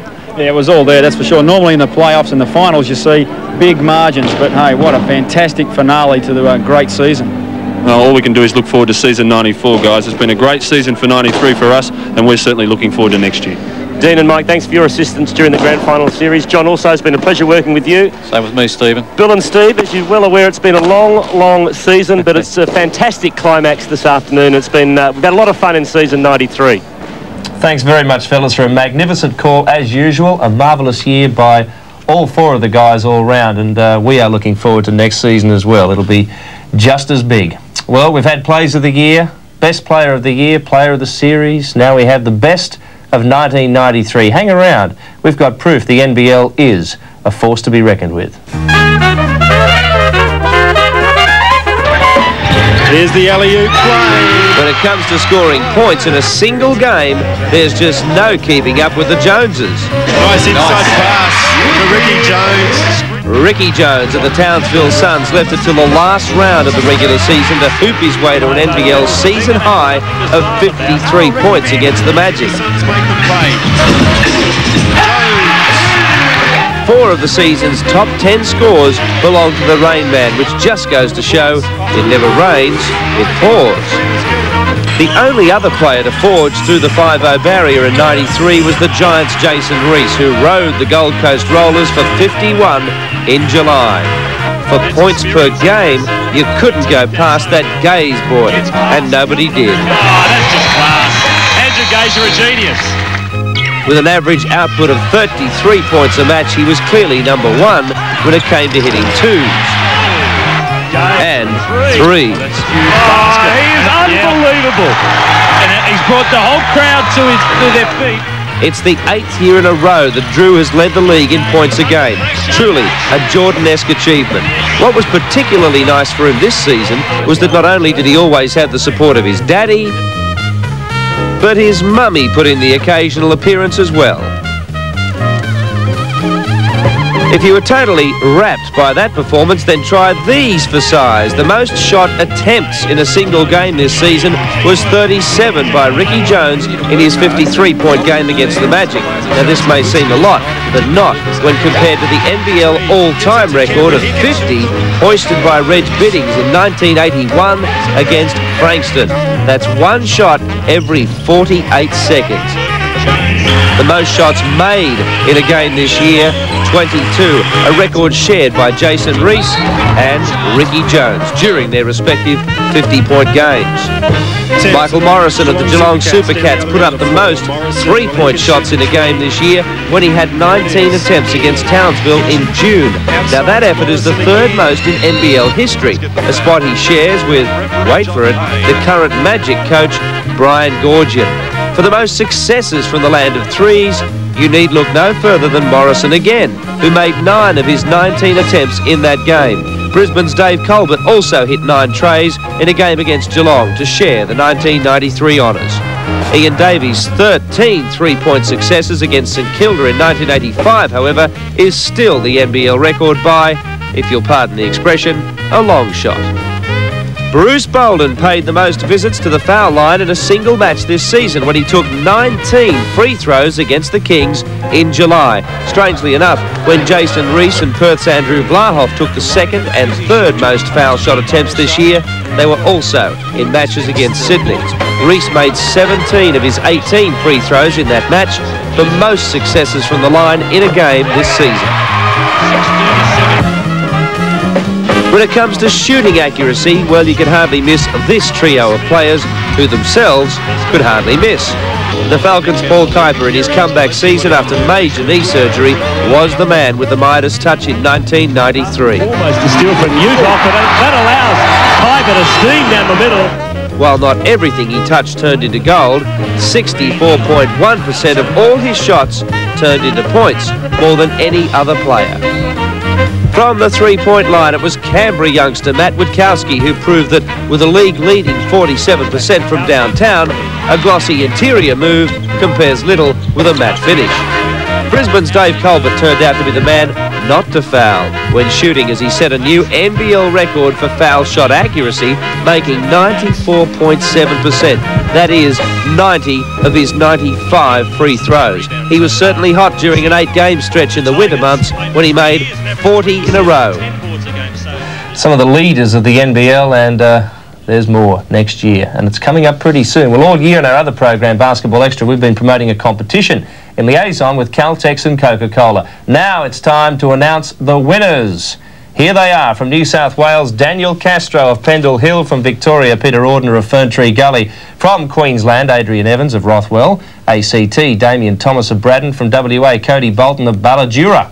And from South Oz, Deborah Farrens of Ottawa. Congratulations, you'll all be notified during the next few weeks. Moving right along, well, the 1993 NBL season is over, but what a season it's been. Basketball fans, don't despair. 1994's NBA season is about to start, and you can see all the action here on Network 10.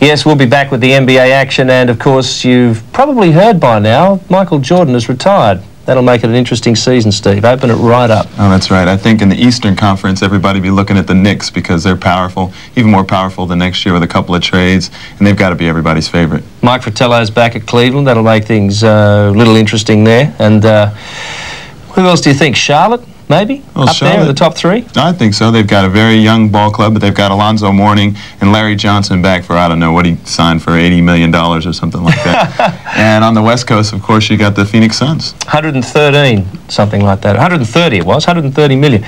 Let's go west now. You got Phoenix probably on top, but I like Spurs to come in and get in there somewhere. But the West's going to be very tough this year. Yeah, West's going to be tough, and I think a lot of it depends on Charles Barkley and his health. If he comes good and is able to hold out for a whole season.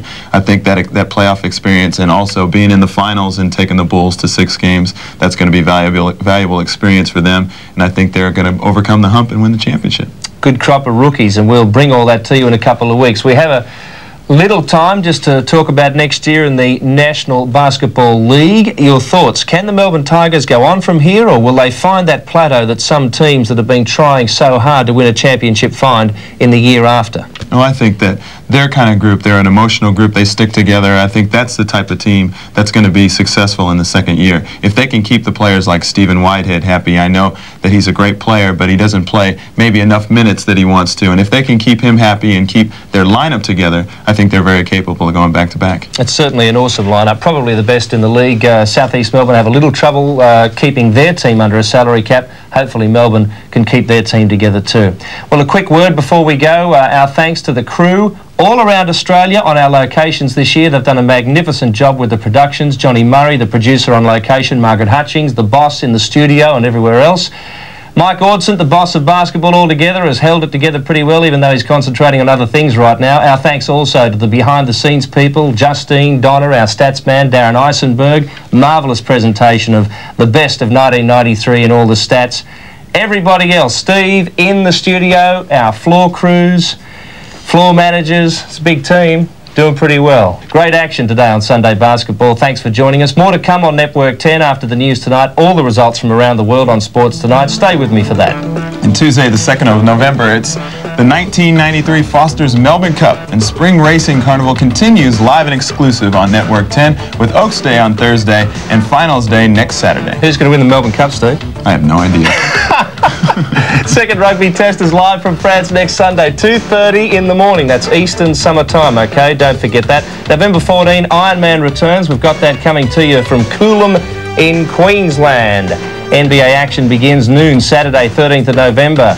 Don't forget that. Thanks for being with us through the season on 10, your NBL network. We'll be back next year with all the news and action you can handle. For now, a reminder, 1993 Grand Final Series of the Mitsubishi Challenge. See you in a couple of weeks.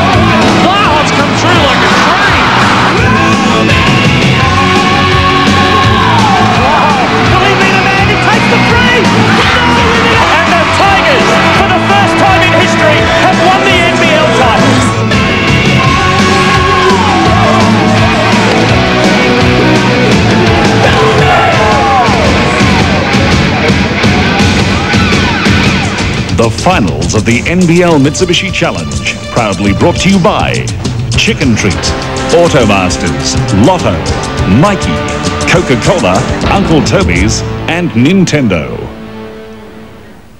In 1993, the Perth Wildcats once again proved to be a powerful force in Australian basketball, becoming league leaders and grand finalists in the Mitsubishi Challenge. Congratulations to all the team from Channel 10 and our major sponsors, Chicken Treat, Automasters, Lotto, Nike and Coca-Cola. If you enjoyed Channel 10 Perth's award-winning NBL coverage, join us again next year when the Wildcats roar in 94.